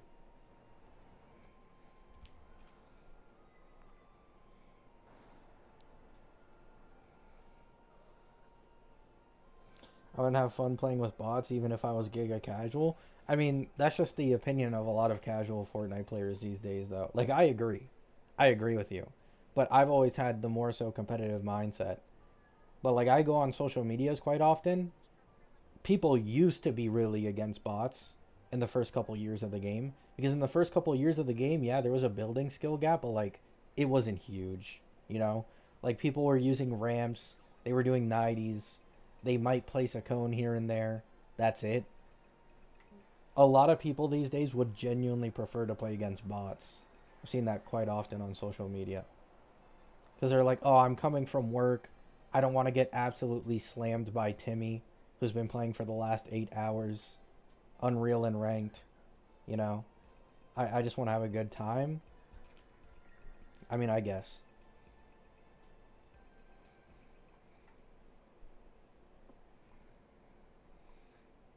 Is your competitiveness the reason you're so drawn to meta? Yeah, unfortunately. And I'm not exaggerating when I say that. I think it's an unfortunate thing that I'm overly competitive in everything I do because it makes it a lot harder for me to enjoy gachas as much as I should if I just played them giga casually. Which is why I think ZZZ, I might force myself to try and play that game casually on purpose so I can like enjoy it as much as I can. The thing is, especially as a gacha CC these days, there's also the factor of like people judge you, you know? They're like, "Oh, you're this size, getting this many views, making content, and you're not even that good at the game. So why are you making content on it?" Which I think it's valid. I do think that's a valid opinion to have, but some people just want to be casual, you know. Now, I will say there are some people who legit do not improve somehow even after playing something and doing the same thing for years, which that is what I think is crazy. Like you don't even need to be competitive for that. Like that's just passively gaining experience from passively playing the game. You get very slightly better. I've seen some HSR creators where I genuinely find it unbelievable how they could be this bad after like 3 years. Unbelievable. I'm sorry. Like, I don't know how it's possible that you're still this bad, even if you're not competitive. You don't try to learn the speed tuning.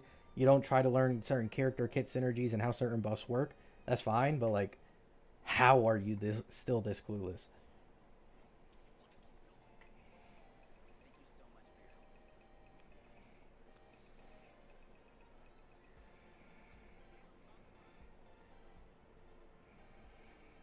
I don't know. It's like they're kind of like potatoes. I don't know, man.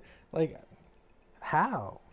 It's something I've never been able to understand. How someone could never improve at something at all after such a long time.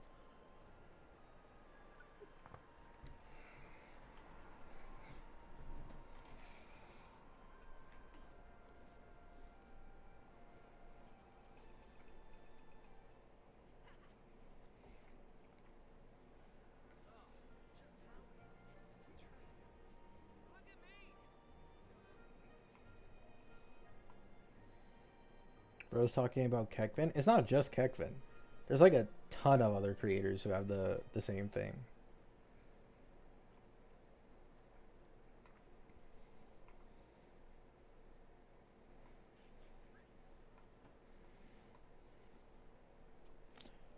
I understand. Okay, Kekvin is a little bit different from a lot of these casual creators though, right? Like yeah, Kekvin is casual. I think the reason I've talked about this before. I think the reason people were more mad at Kekvin not like improving at the game or being good at the game is the fact that like I could be wrong, but the last time I checked his channel, half or more of his channel's content is challenge content. Right. Like it's challenge like only quantum, only hunt, only harmony, only nihility, right? It's shit like this. So when you do challenge content, people are going to assume that you are challenging yourself, right? Like you're actually trying to beat the end game and you're trying to like improve and understand the game. That I think is what makes Kekvin's case a little bit different from other creators, right? If another creator is like attempting to clear MOC 12 like every single reset, but they're not doing any challenge content, they're just trying to clear. It's like, yeah, that's normal. But like, oh, this is a challenge. I'm challenging myself. People are going to expect you to actually challenge yourself.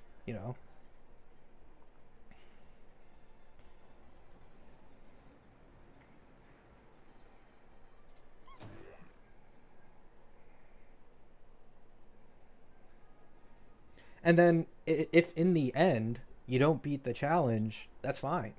You know? If people know you tried, even if you didn't beat the challenge, it's like, good try, bro. Nice try. Better luck next time. Like, people aren't going to hate on you if you fail the challenge still. Maybe some. Obviously, there's always going to be some people.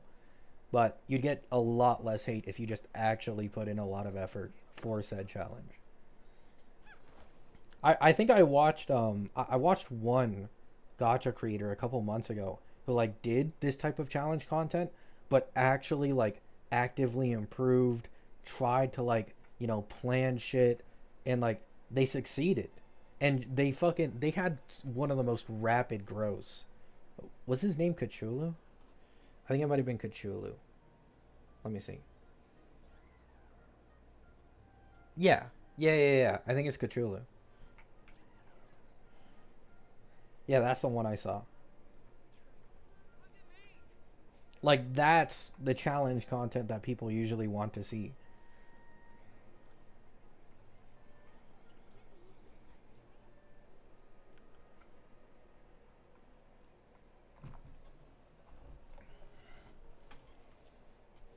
Yeah, there's also like warpless accounts. It's like in Wuwa, right? In Wuwa, you have the solo Donjin players, the people who try to clear endgame content as fast as possible, warpless accounts who try to still clear endgame content to this day. Challenges like that. That's what really gets people like, yes, you're so good at the game. This is awesome content. Keep it up. Shit like that.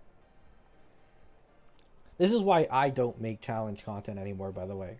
Like, I used to do the let me make a new account. I clear endgame content in like one or two patches. I don't have the energy for that shit anymore. So I'm not even going to pretend. you know? I'm not even going to fucking pretend.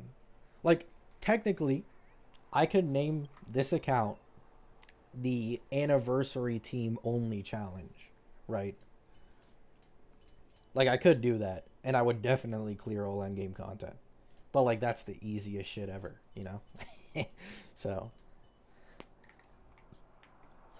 yeah, quick swap players, stuff like that.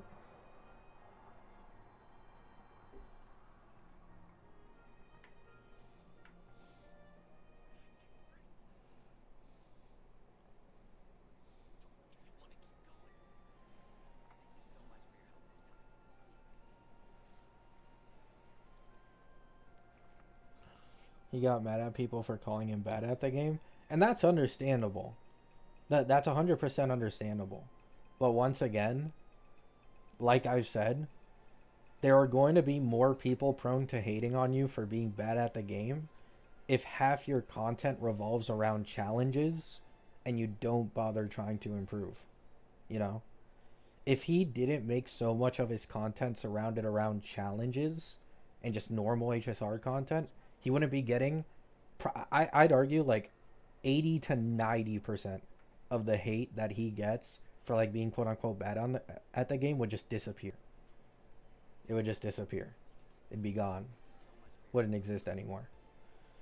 There's always going to be haters though. Like there's still going to be that 10 to 20%. It doesn't matter what you do. You're always going to have haters, especially when like he's significantly bigger than me on this platform. But yeah.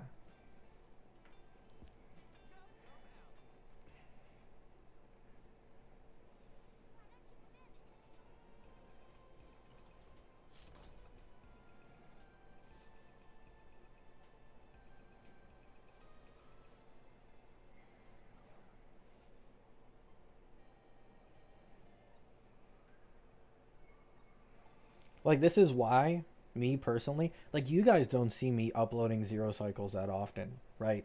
Like, I'll do it very occasionally every here and a while. But, like, I won't be doing those low cost zero cycles or challenging myself to, like, get full star AA or anything because I don't want to, right? Like, even if I could do it, like, I don't want to. So, when people watch me, they watch, like, my meta takes on videos.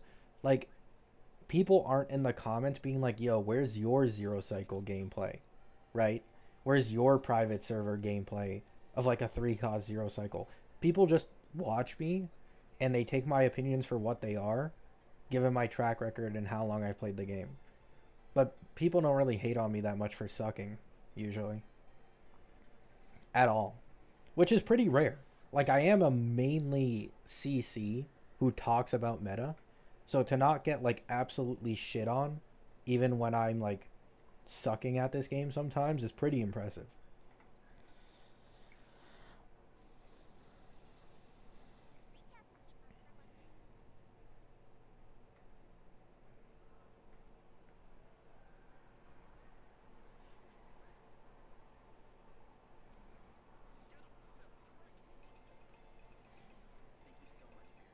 Yeah, like the majority of the hate I get these days on my channel just has to do with my community posts and like certain lolly posts, and that's basically it.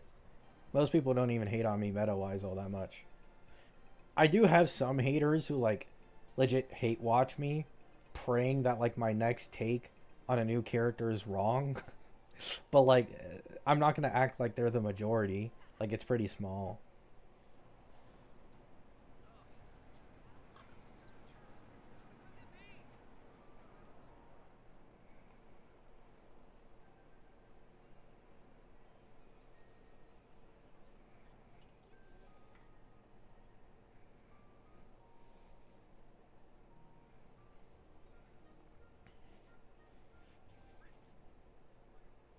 Can't hate if this is most of the stream content.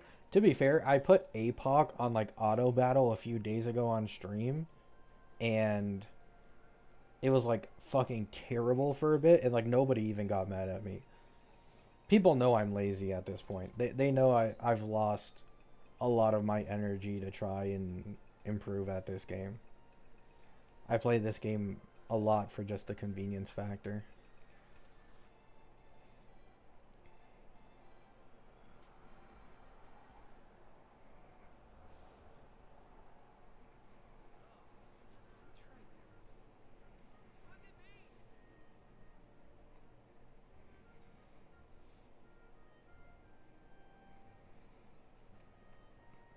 He recently made a challenge vid on HSR that didn't feel out of place. That's why Rin's challenge vid was refreshing. Oh, really?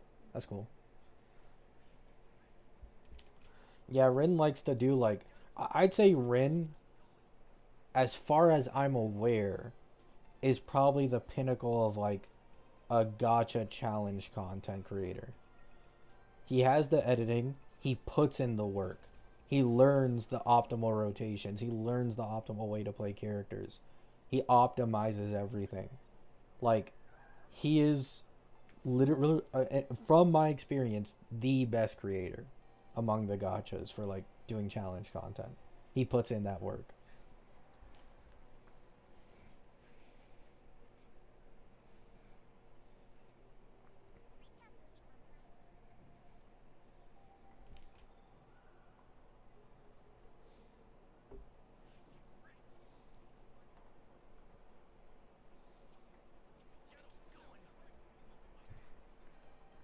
I don't even fold that much. Ashvale was a fold. People on my channel just exaggerate what a fold is. Whenever I pull any character, they call it a fold these days. Folds usually mean like you have this character and plan to get, and then you don't get that character and you get another one instead. So like cases of this are like Ceridra, Ashvale. I always plan to get Cyrene on my mono rem. I always plan to get Yao Guang. I always plan to get Silverwolf. But like people just call every character I pull a fold these days.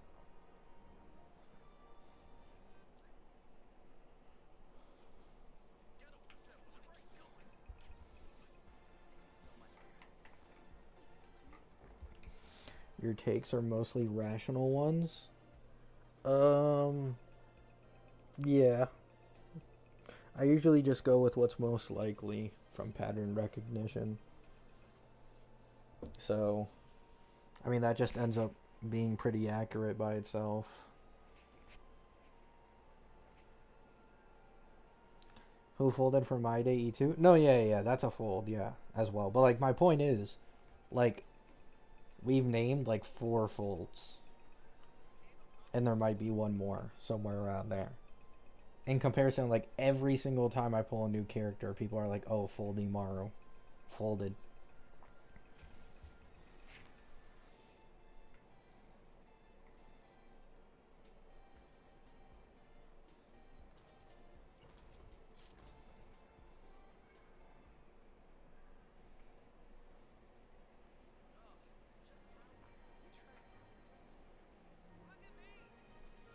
Maintaining an agenda is our top priority. True.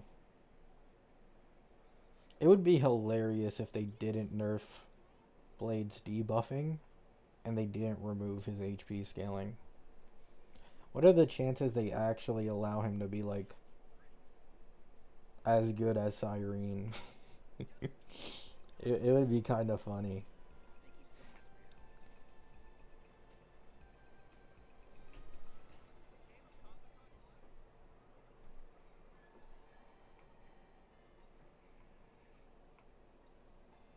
I mean, to be fair, eventually Cyrene is just gonna get power crept pre-Nova Flare no matter what. Like, if a 4.x doesn't do it, a 5.x is gonna do it. So just get it done with at this point.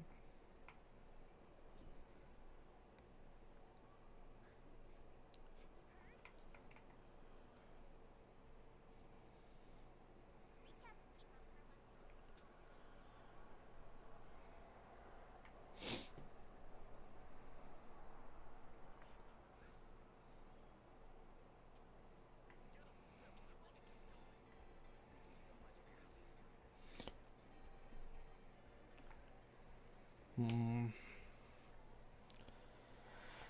Oh, I heard the ZZZ story was peak, bro, but like I just skip stories. I don't even.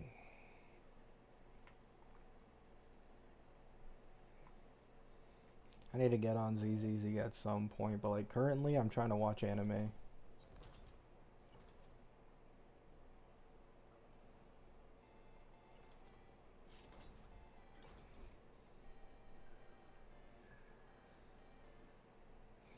2.8 was so peak I cried.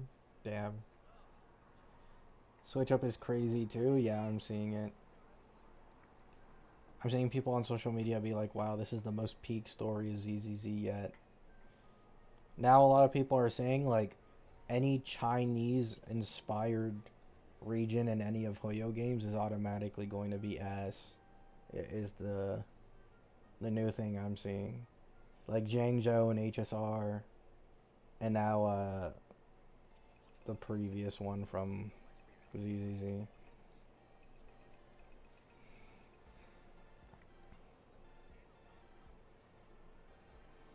Yeah, I saw a ton of people who were like theory crafting that Remiel isn't the OG Void Hunter, but like she actually, apparently she is. So it's like, I'm gonna be honest. I think they just don't like, like I don't know how they're alive. I think most of them are just not gonna have descendants. Like it's just gonna be the OG Void Hunter.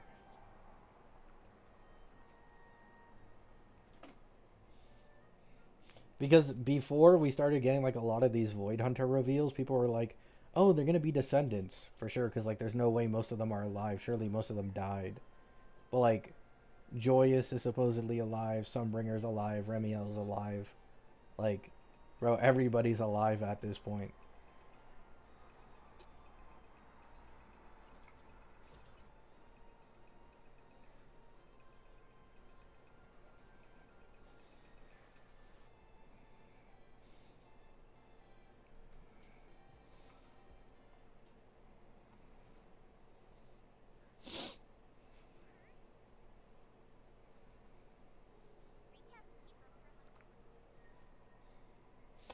I feel like the new Fua team has insane value like Monorem. The new Fua team can be used like Tribi Hyacine from 3.x, basically, but stronger. Because their debuffs for the entire team are so strong that they can make the rest of the characters on your team do a lot of damage, but their synergy together and their own personal damage would carry just most characters and teams in the game, no matter who they're paired with. Good night, Grubrat. So yeah, like, Blade plus Ashvale is basically the new wheelchair. Basically.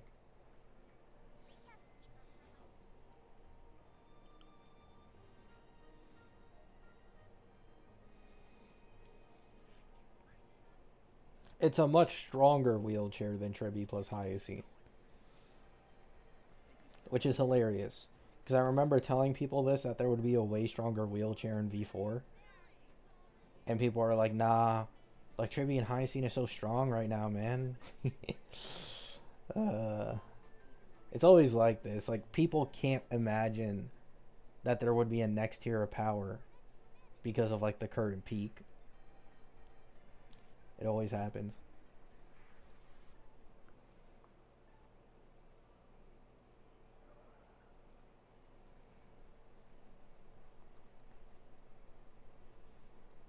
Can I use Blade with My Day? Yeah, you can use Blade with everyone. Which is like the wheelchair point. Like, he just works with everyone. He's the best debuffer in the game. Has decent personal damage. Not good, but decent. He's HP scaling, so he synergizes decently with some of the other HP characters.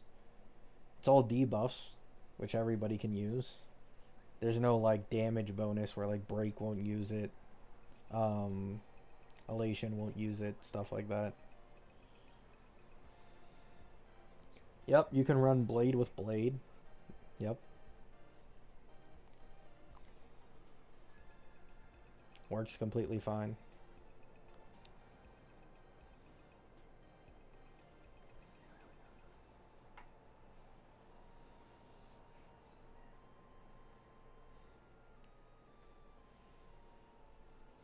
I probably won't get any dupes, James, because I'm broke on my Woo account from not playing it that actively.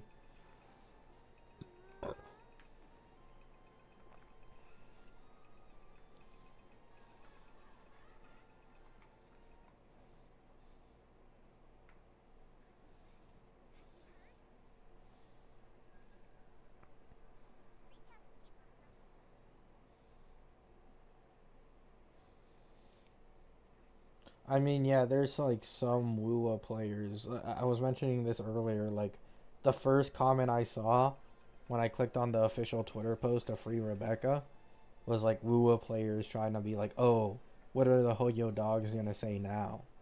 Well, like, I hope they're talking about Genshin or something. Because it better not be HSR.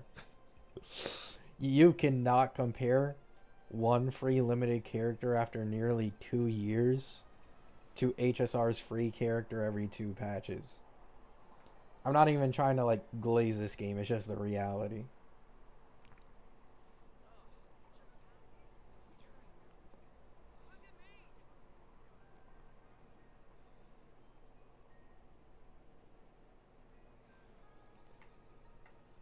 So yeah. And then they're like, oh, everybody who complained about the anniversary, look at us now. But it's like, why does the collab patch somehow fix the anniversary? Like, can someone explain that to me? How does a collab patch after the anniversary fix the rewards given on the anniversary? Because when you look at HSR, you can say like, oh, they don't want to give a free 5-star in the Annie and then, you know, immediately another free 5-star in the collab because it's too much. Like, HSR already did this. They gave Golden Token 3.2. They gave Archer 3.4. They then gave Danheng PT 3.6. They gave another Golden Token 3.7. They added the old 5-star selector with Nova Sparkle in it in 4.0. 4.2 Golden Token. Like,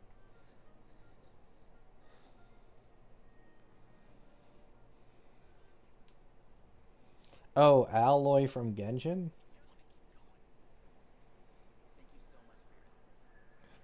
I mean, yeah. If you want to compare it to that, sure, but like,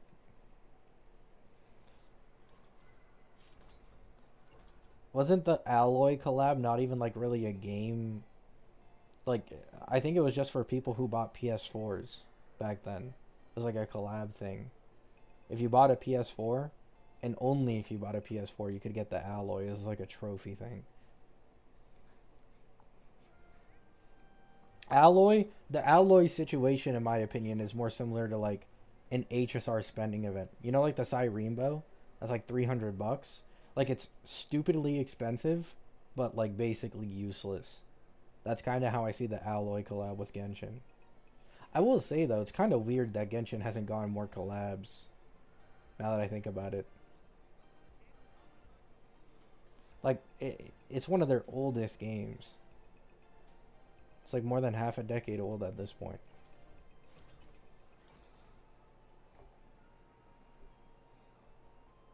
Oh, Alloy was given to all. No. Oh, okay, okay. I see, I see. I thought it was like a PS4 specific thing.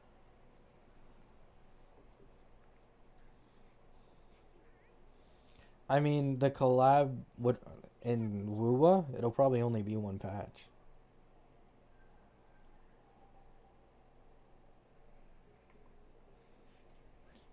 I see a lot of people having cope that it's gonna be like the HSR banners, but like there's absolutely nothing for that. It's probably just gonna be one patch for 3.4.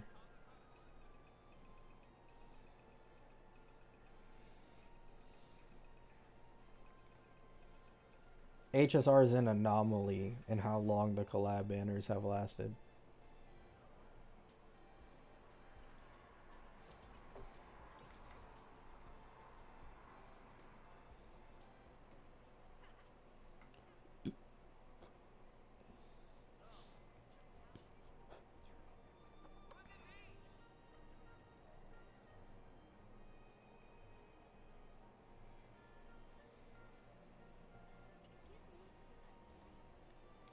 We'll see.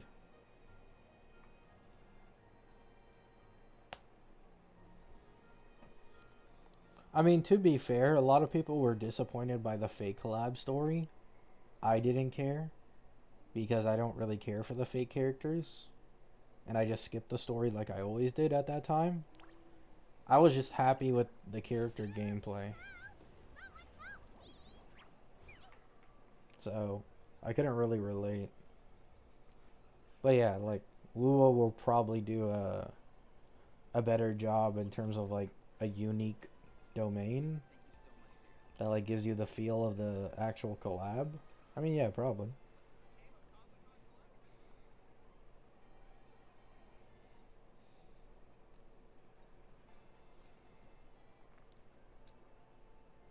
The thing is, I've talked about this before. The standard for gacha collabs has been astronomically low for so long. Like so long. It's been astronomically low. So the reason HSR somehow managed to win like gacha collab of the year from like that tap reward thing was because the competition just sucks more. Their game isn't as good. It isn't as polished. It isn't as popular. So yeah, Wuwa can probably like win that. It's not that surprising.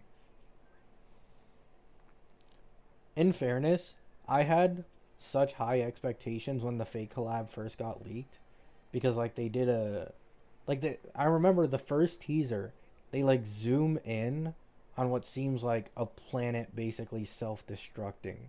So I was like, "Oh, are they going to make a planet around the fake collab? Are they going to make like a few domains around it?" Which they didn't do, which obviously that sucks.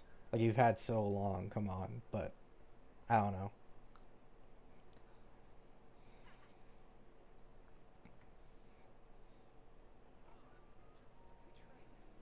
Yeah, like if you rate the fake collab off of the story, I can see where you'd be mad. The characters, the animations. I mean, I'm more than satisfied with Saber and Archer at that time. Once again, I don't really care about Fate that much outside of Gilgamesh and like Ilya. So I didn't really care that much back then.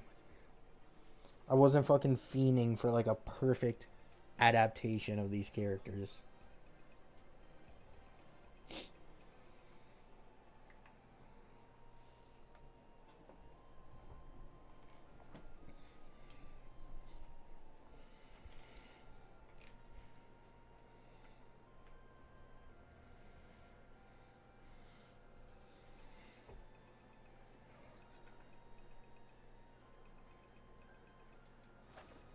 I do think it's fair to criticize HSR for the collab though. If you expected more and you're like a fan of the original series. Like obviously. I just don't care personally.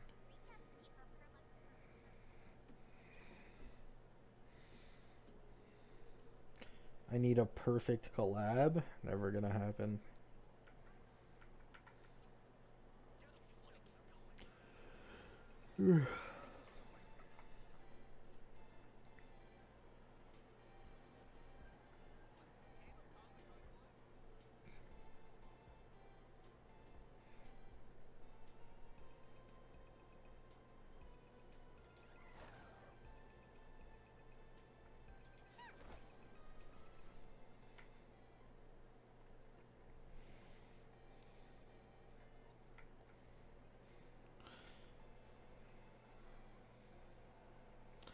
I played so many gachas, the stories are always the weakest part. I mean, I understand it, because, like, gachas need to push out story every single patch. So it's usually, like, I mean, you have to hasten things, you know? It's the same problem that a lot of mangaka run into these days, like I've noticed. They have, like, because they've already pre-planned the beginning of the story and a decent chunk of the story. So at the beginning, this story seems peak, but 1 week, 1 chapter, 1 week, 2 chapters, it keeps going like that. And at some point, you might hit a wall, and your story starts feeling like it's falling off, and there's literally nothing you can do about it because you have to hit deadlines. So I imagine Gacha is kind of similar. Like, you have a month and a half to create a new story, get the voice actors. You have to do like all this, and then you have to instantly move on to the next one.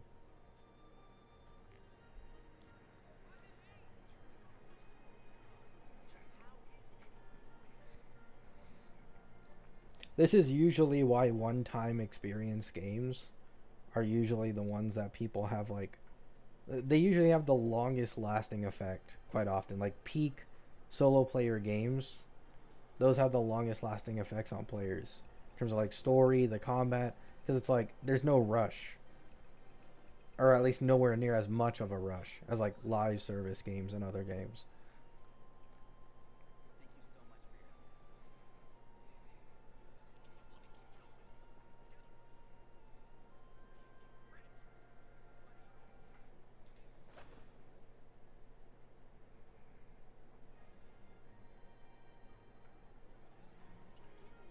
Good luck, who man? I will be getting my free Rebecca, no matter what. Oh yeah, Witch Hat Atelier is also a pretty good anime that I've been watching recently. The animation is just insane, insane. Like, it's probably the best animated anime I've ever seen, period. But it also is pretty cool, even just story wise.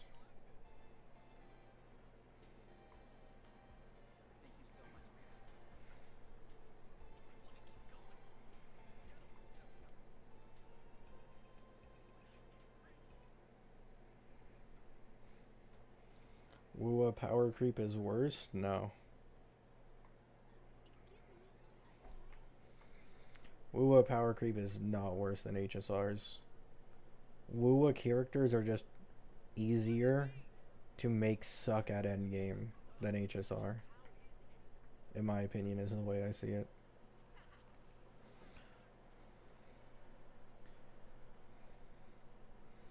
already talked about this a lot before, so I don't feel like going in depth again. But Wuwa characters are way weaker in comparison to the endgame they need to tackle. HSR characters on release are made way stronger. So it's like on paper this game has more power creep and HP inflation, but older characters still last pretty long. No, I've never watched Soul Eater. HSR is piss easy. Yeah. Ever since the constant stream of free characters, yeah, this game has been pretty easy if you claim them.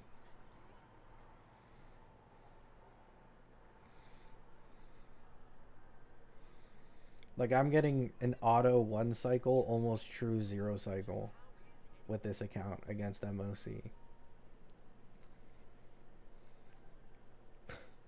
I don't even need to try anymore. You can definitely make the argument that I've spent money on this account, so I have an advantage, but I would like to say I've missed like a couple, if not a few patches on this account because I was focusing on other accounts. So even the money I spent on this account isn't enough to make up for the pulls I've lost from the patches I haven't played.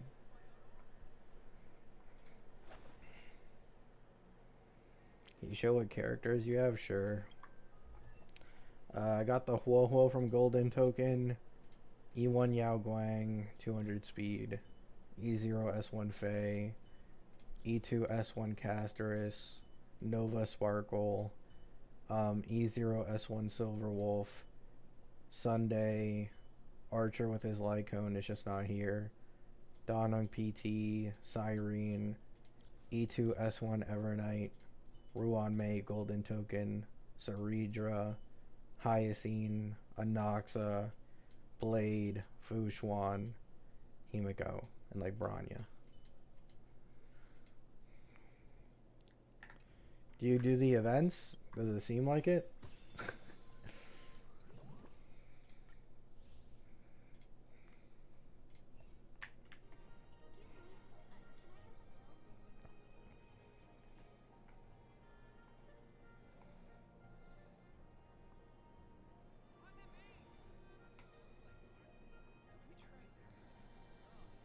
Why is this account on Asia servers? Because ping doesn't matter in a turn-based game, and Asia servers get banners before NA. I've always made my HSR accounts on Asia on purpose, because the banners come out earlier.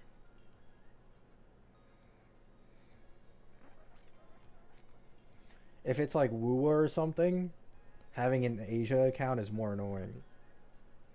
Because it's obviously laggier, and that's like mechanical gameplay. It's all like time based. But in HSR it's cycle based, so it doesn't matter.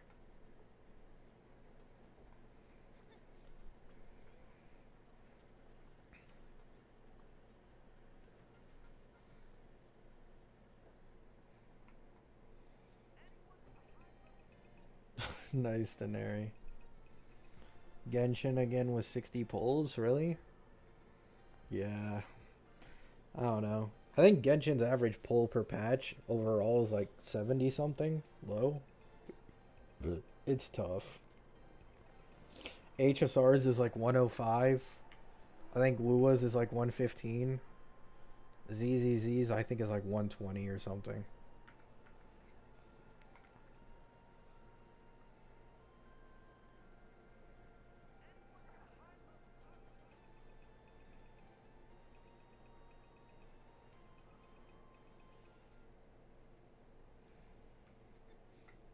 I've always said it, but like, if you're gonna spend any money on these mainstream gachas and you actually like Genshin, Genshin is definitely the one I'd recommend because it just makes the biggest difference there. You get so much more value from spending money on Genshin. Not because you're technically getting more, but because at base you're getting less. Like, put this into perspective. Genshin gets 60 pulls. You get a monthly pass for the patch. That's technically $7.50 total. One patch and a half. You're getting like 24 more pulls in that patch. That's like a 40% increase in your pulls in that patch, which is really, really high for $7.50. If you go to HSR, where the average pulls per patch is like 100 usually, and you get a monthly pass, in that patch, 24% more pulls in a patch. Like, it's nearly half as valuable.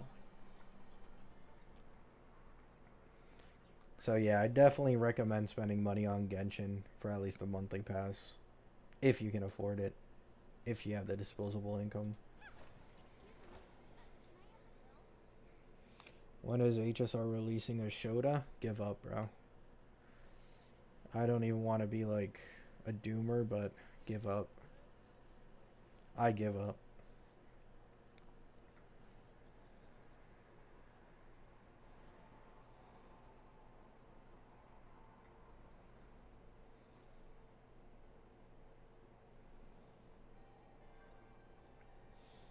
Having a separate currency for weapon banners and WUA sucks.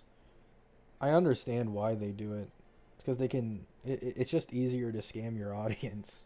Like, no offense, but it's a fact. Because the thing is, WUA sequences are now at the level where like sometimes you can go for a sequence over a weapon and it's close anyways. But sequences can be bought with coral. So people include limited weapon pulls in the patchly limited count, which is understandable by the way, right? Like, it is technically limited pulls, but it's not character pulls. I think this is something a lot of people get twisted with WUA, where like when it comes to character pulls, I'm pretty sure even HSR is above WUA. You know? So if you're someone who just doesn't want to get limited weapons, WUA is actually like kind of mid. Like ZZZ and HSR are better.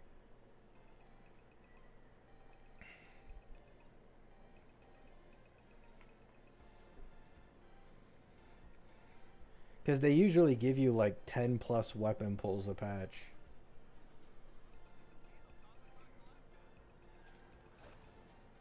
It would be better if the limited was just shared. But once again, this is how they get you.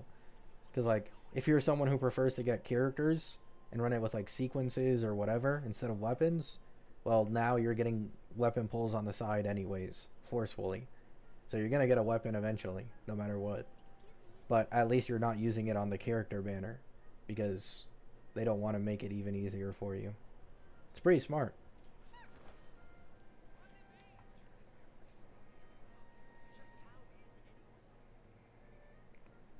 Getting weapon is kind of normalized nowadays. That is true. But once again, I'm bringing this up because of the fact that WUA lets you buy early sequences of characters for not that much coral. So if like old limited pulls were purely limited character, it would be a lot more valuable for the player, but it would lose WUA more money. Like, once again, I talked about this same thing with HSR and why I think they should make the weapon banner guaranteed. The reality is, someone is much, much more enticed to spend money on a gacha if they lose on a character they like than if they lose on the character's weapon. Right? And this is just a fact. So you make way less money from weapon banners. You make way more money from character banners. So you don't want to give a ton of limited character pulls if you're trying to make as much money as possible. You want to instead separate the pulls for weapon and character like WUA did, give some income of weapon pulls, count it as the total limited pulls of a patch.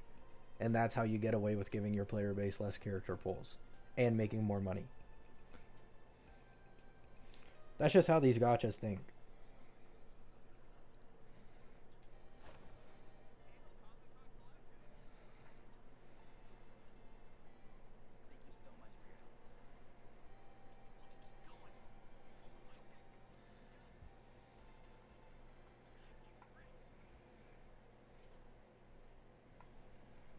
Yeah. And once again, like, if you have the WUA system where you could get sequences, like, for, let's say you have the sequence system from WUA and HSR, Like, most people are not going to get Lycones. They're going to ignore it. They're going to keep pulling on the character banner. They're going to use Starlight that they built up from pulling. They're going to get a free E2 Cassie, right? Technically, same limited pulls in conversion to Starlight as it would have costed them to get a Lycone. But E2 is way stronger than getting the Lycone, you know? So that's why Wuwa does what it does with the limited weapon pulls.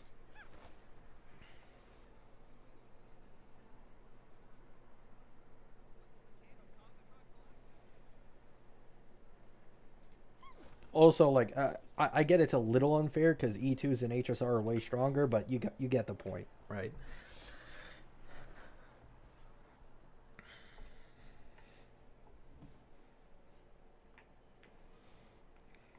Yeah, that's understandable, who man. I get it, I get it.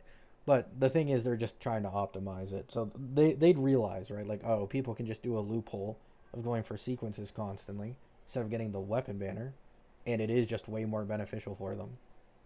So let's give them free weapon pulls. Because otherwise, I'd say, like, in Wuwa especially, um, probably 90% of the time, it's just better to get character pulls and ignore the weapon banner. Like, some characters have really good weapons, right? But because that sequence shop exists, you're going to eventually be able to get their sequences for pretty cheap anyways. So just get more characters instead.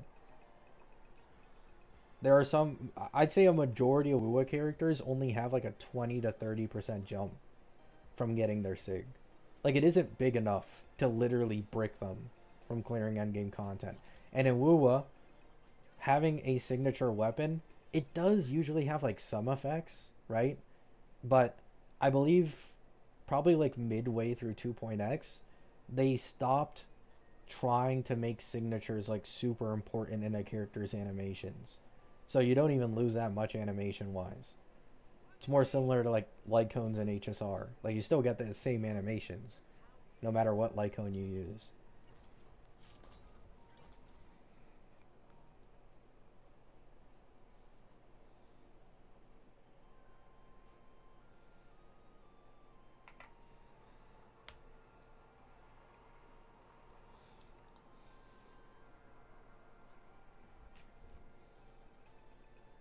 Yeah, like, for example, I think a good example of this is Silverwolf too, right?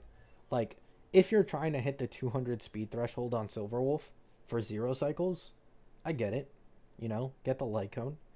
But if I remember correctly, Silverwolf only becomes like 15% stronger from getting this. You know, like, I'm gonna be honest. A lot of the Elation characters do not have high reliance on their light cones. It's not like Mono Rem. They're all in like 15 to 20% range for the most part. So it's like, I'd rather just get the E1.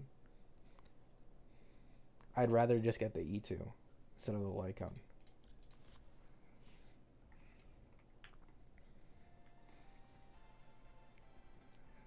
It's the same thing with Wuwa.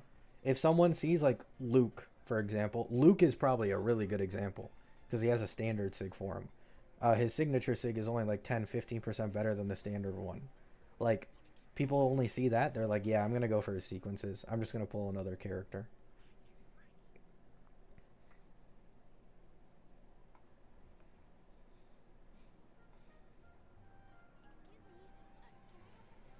Silverwolf verticals are mid? No, they aren't.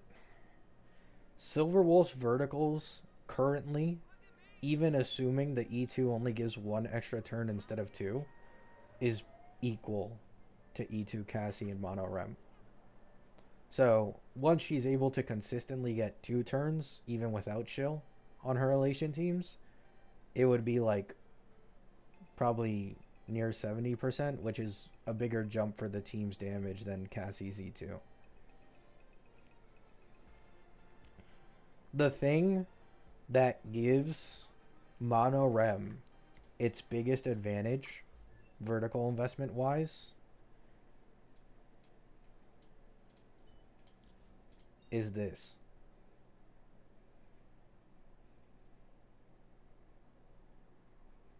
It's mainly just this.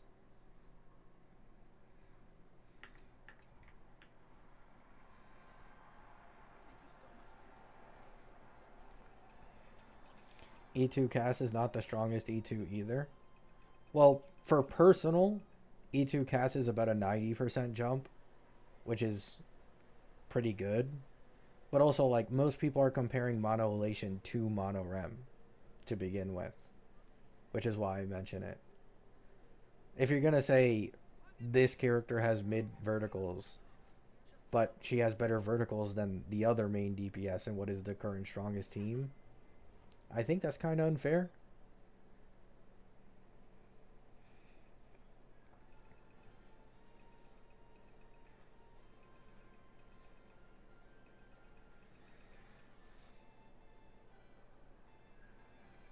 Yeah, like it just depends on team damage, right? Cassie does like half her team's damage at equal investment. So getting an E2 Cassie is a nice jump, but the 90% personal increase that you'll see on like Pride Wing calcs, like that's not team damage increase. Like that's probably 40 to 50% team damage increase. Which one again, once again it's similar to Silver Wolf's. But another advantage that Silverwolf's investment has outside of it just being plain stronger in the future, her E1 investment busts the team, which doesn't apply to Cassie. Like this is when she's in her ultimate, every enemy takes 20% more damage. So Sparksy does 20% more damage. Yao Guang does 20% more damage. It isn't just for her, which is this E1 is way better than Cassie's E1. It's not even really close. Cassie's E1 is like the claw, right? Yeah.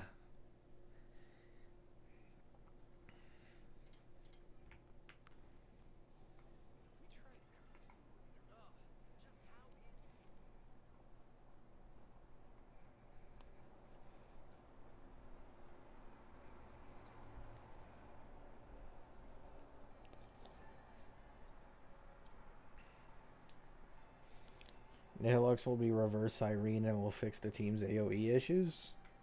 Yeah, I could see it.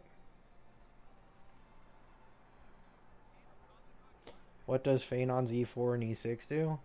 Phenon's E4, if I remember correctly, adds 4 stacks to his counter, which basically makes it you always want to use his counter no matter what if you don't have Meteor available in 2 or more targets. And then his E6 is E1 Tribby, but slightly stronger on Meteors. And he's able to stack over 15 and starts with more stacks. So you can get into his ult faster, or you can stack up enough stacks to do multiple ults consecutively. But if you play him with Siren, that part of his E6 is basically useless. So it's just the Tribby true damage mechanic.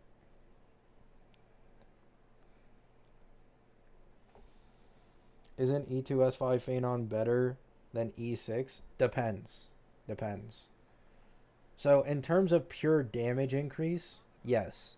Because technically, E4 Phenon, you only get the damage increase in counters. E6, you only get a bit of a damage increase from meteors. While with upgrading the light cone, you increase your base speed, so you don't use as much AV per turn, and you increase your defense shred and damage bonus quite a bit. And this is for every attack, which is why it's able to catch up to his E6. But, in my opinion, the E6 is better, because the E2S5 is technically slightly better, but this assumes that you're not overkilling anything, right? Like, if you have E6 Phenon, even if you overkill, 36% of that damage is going to the main enemy, right? E2S5 is probably better in a boss that shares health, and that's it. Against multiple enemies with different health bars, E6 Phenon is probably better.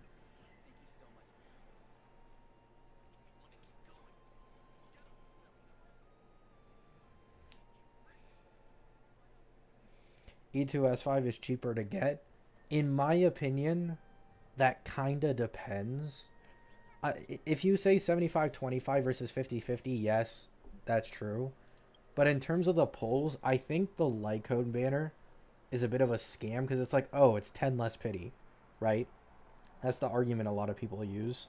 And it is true.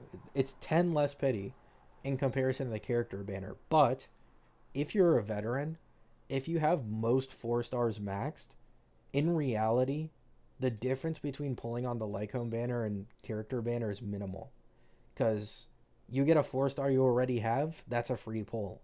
Over here, you're going to be getting 4 star light cones constantly, which is only 6 star light, even if you have the max superimpositioned.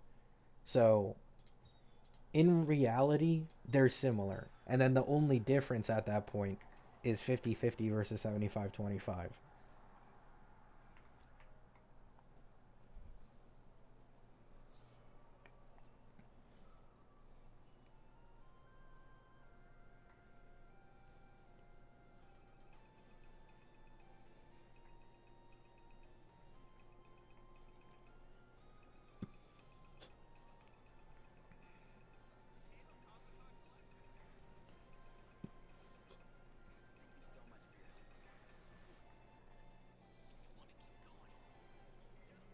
Fane on E6 helps a lot in Plight? I imagine, yeah.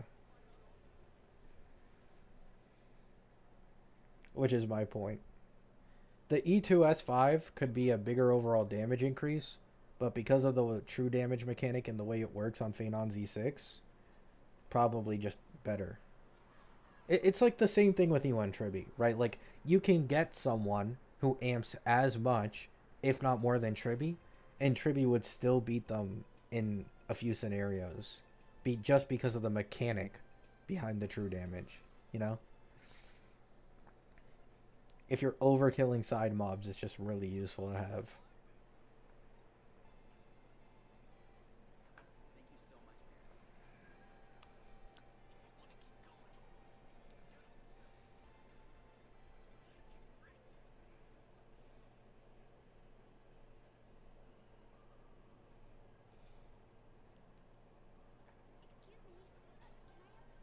All right, chat. Gonna end the stream here. Thank you all for stopping by. Hope you have a great day.